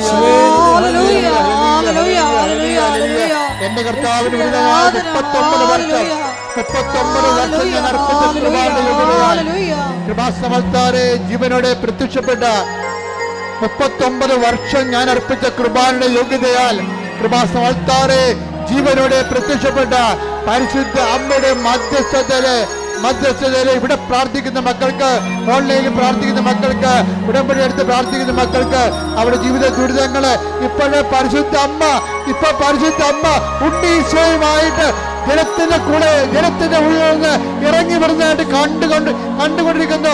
ഇപ്പൊ പരിശുദ്ധ അമ്മ ഉണ്ണീശോയുമായിട്ട് കൊണ്ട് ജലത്തിന്റെ ഇടയിൽ നിൽക്കുന്നതായിട്ട് കാണുന്നു. കർത്താവിന്റെ കരുണയെ, ദൈവത്തിന്റെ കൃപയെ കർത്താവെ, അവർക്ക് വീഞ്ഞില്ല, അവർക്ക് വെള്ളമില്ല, കുടിക്കാൻ വെള്ളമില്ല, ജോലിയില്ല, എല്ലാ കുടുംബങ്ങളിലേക്ക് കർത്താവിന്റെ കരുണ ചേരട്ടെ. മാർഗരേഖകള്, ദുരിതങ്ങള് പ്രാർത്ഥിക്കുന്ന വിഷയത്തില് 39 വർഷം അർപ്പിച്ചിട്ടുമാണ്. ഇവരുടെ പ്രത്യക്ഷപ്പെട്ട് പരിശുദ്ധ അമ്മയുടെ മധ്യസ്ഥതയില് ഈ ആൾക്കാരെ നടത്ത 10,000-കണക്കിന് ആരാധനയാൽ മാർഗരോഗങ്ങള്, ദുരിതങ്ങള്, ഈ തടസ്സങ്ങള് യേശുവിന്റെ നാമത്തിൽ മാറിപ്പോകട്ടെ.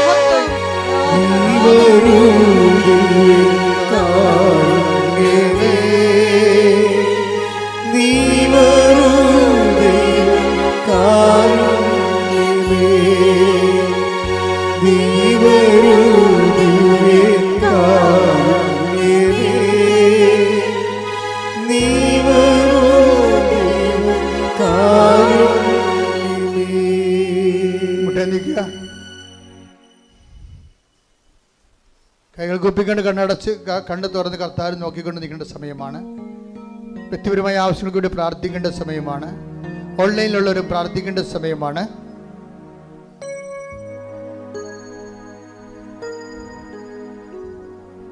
മുട്ടിൻ്റെ മുകളിലുള്ള നീണ്ട മുഴകളെ കർത്താവ് സ്പർശിക്കുന്നതായിട്ടും സുഖപ്പെടുന്നതായിട്ട് സാക്ഷ്യ സന്ദേശമുണ്ട്.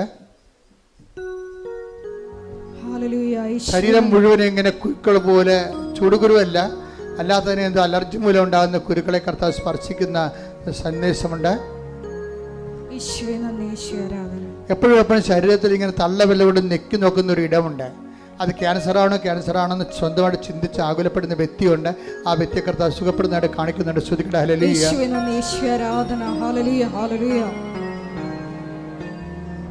വ്യക്തിപരമായ ആവശ്യങ്ങൾ മൗനമായി പ്രാർത്ഥിക്കുക. ശ്വാസകോശങ്ങളെ സംബന്ധിച്ച് പ്രാർത്ഥിക്കുക. ശ്വാസകോശങ്ങളുടെ കർത്താവിൻ്റെ വിശുദ്ധമായ രക്തം കയറി ഇറങ്ങാൻ വേണ്ടി പ്രാർത്ഥിക്കുക. ശ്വാസകോശ രോഗം കർത്താവ് സുഖപ്പെടുത്തുന്ന സമയമാണ്. ഇത് സാക്ഷ്യം പറയാൻ നിങ്ങൾക്ക് സാധിക്കാം.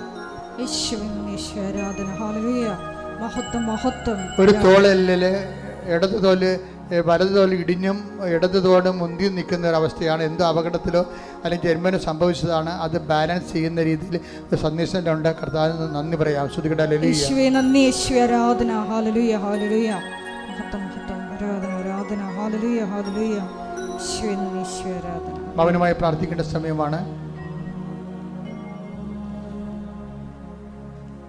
ഒരിക്കൽ കൂടി മരിയൻ ഉടമ്പടിയിൽ സമർപ്പിച്ചിരിക്കുന്ന എല്ലാ വിഷയങ്ങളും ദൈവമാതാവിൻ്റെ മധ്യസ്ഥതയിൽ ദിവ്യകാരുണ്യ സന്നിധിയിൽ സമർപ്പിച്ചുകൊണ്ട് നമുക്ക് ഒരു നിമിഷം മൗനമായിട്ട് പ്രാർത്ഥിക്കാം.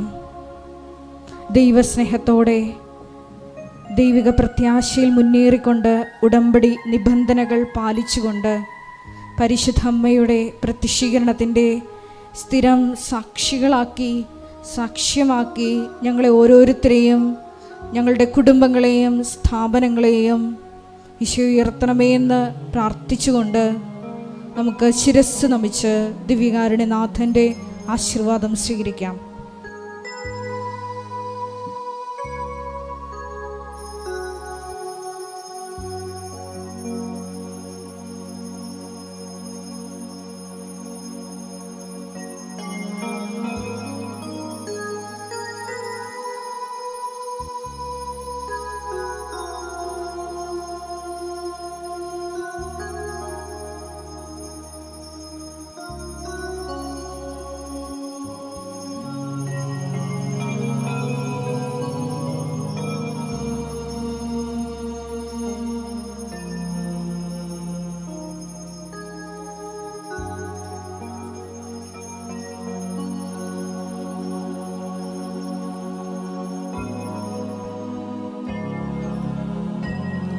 പരിശുദ്ധ പരമ ദിവ്യകാരുണ്യമേ,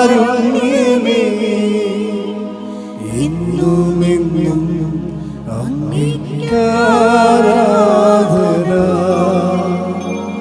പരിശുദ്ധ പരമ ദിവ്യകാരുണ്യമേ, എന്നുമെന്നും അങ്ങേക്കാരാധന. പരിശുദ്ധ പരമ ദിവ്യകാരുണ്യമേ,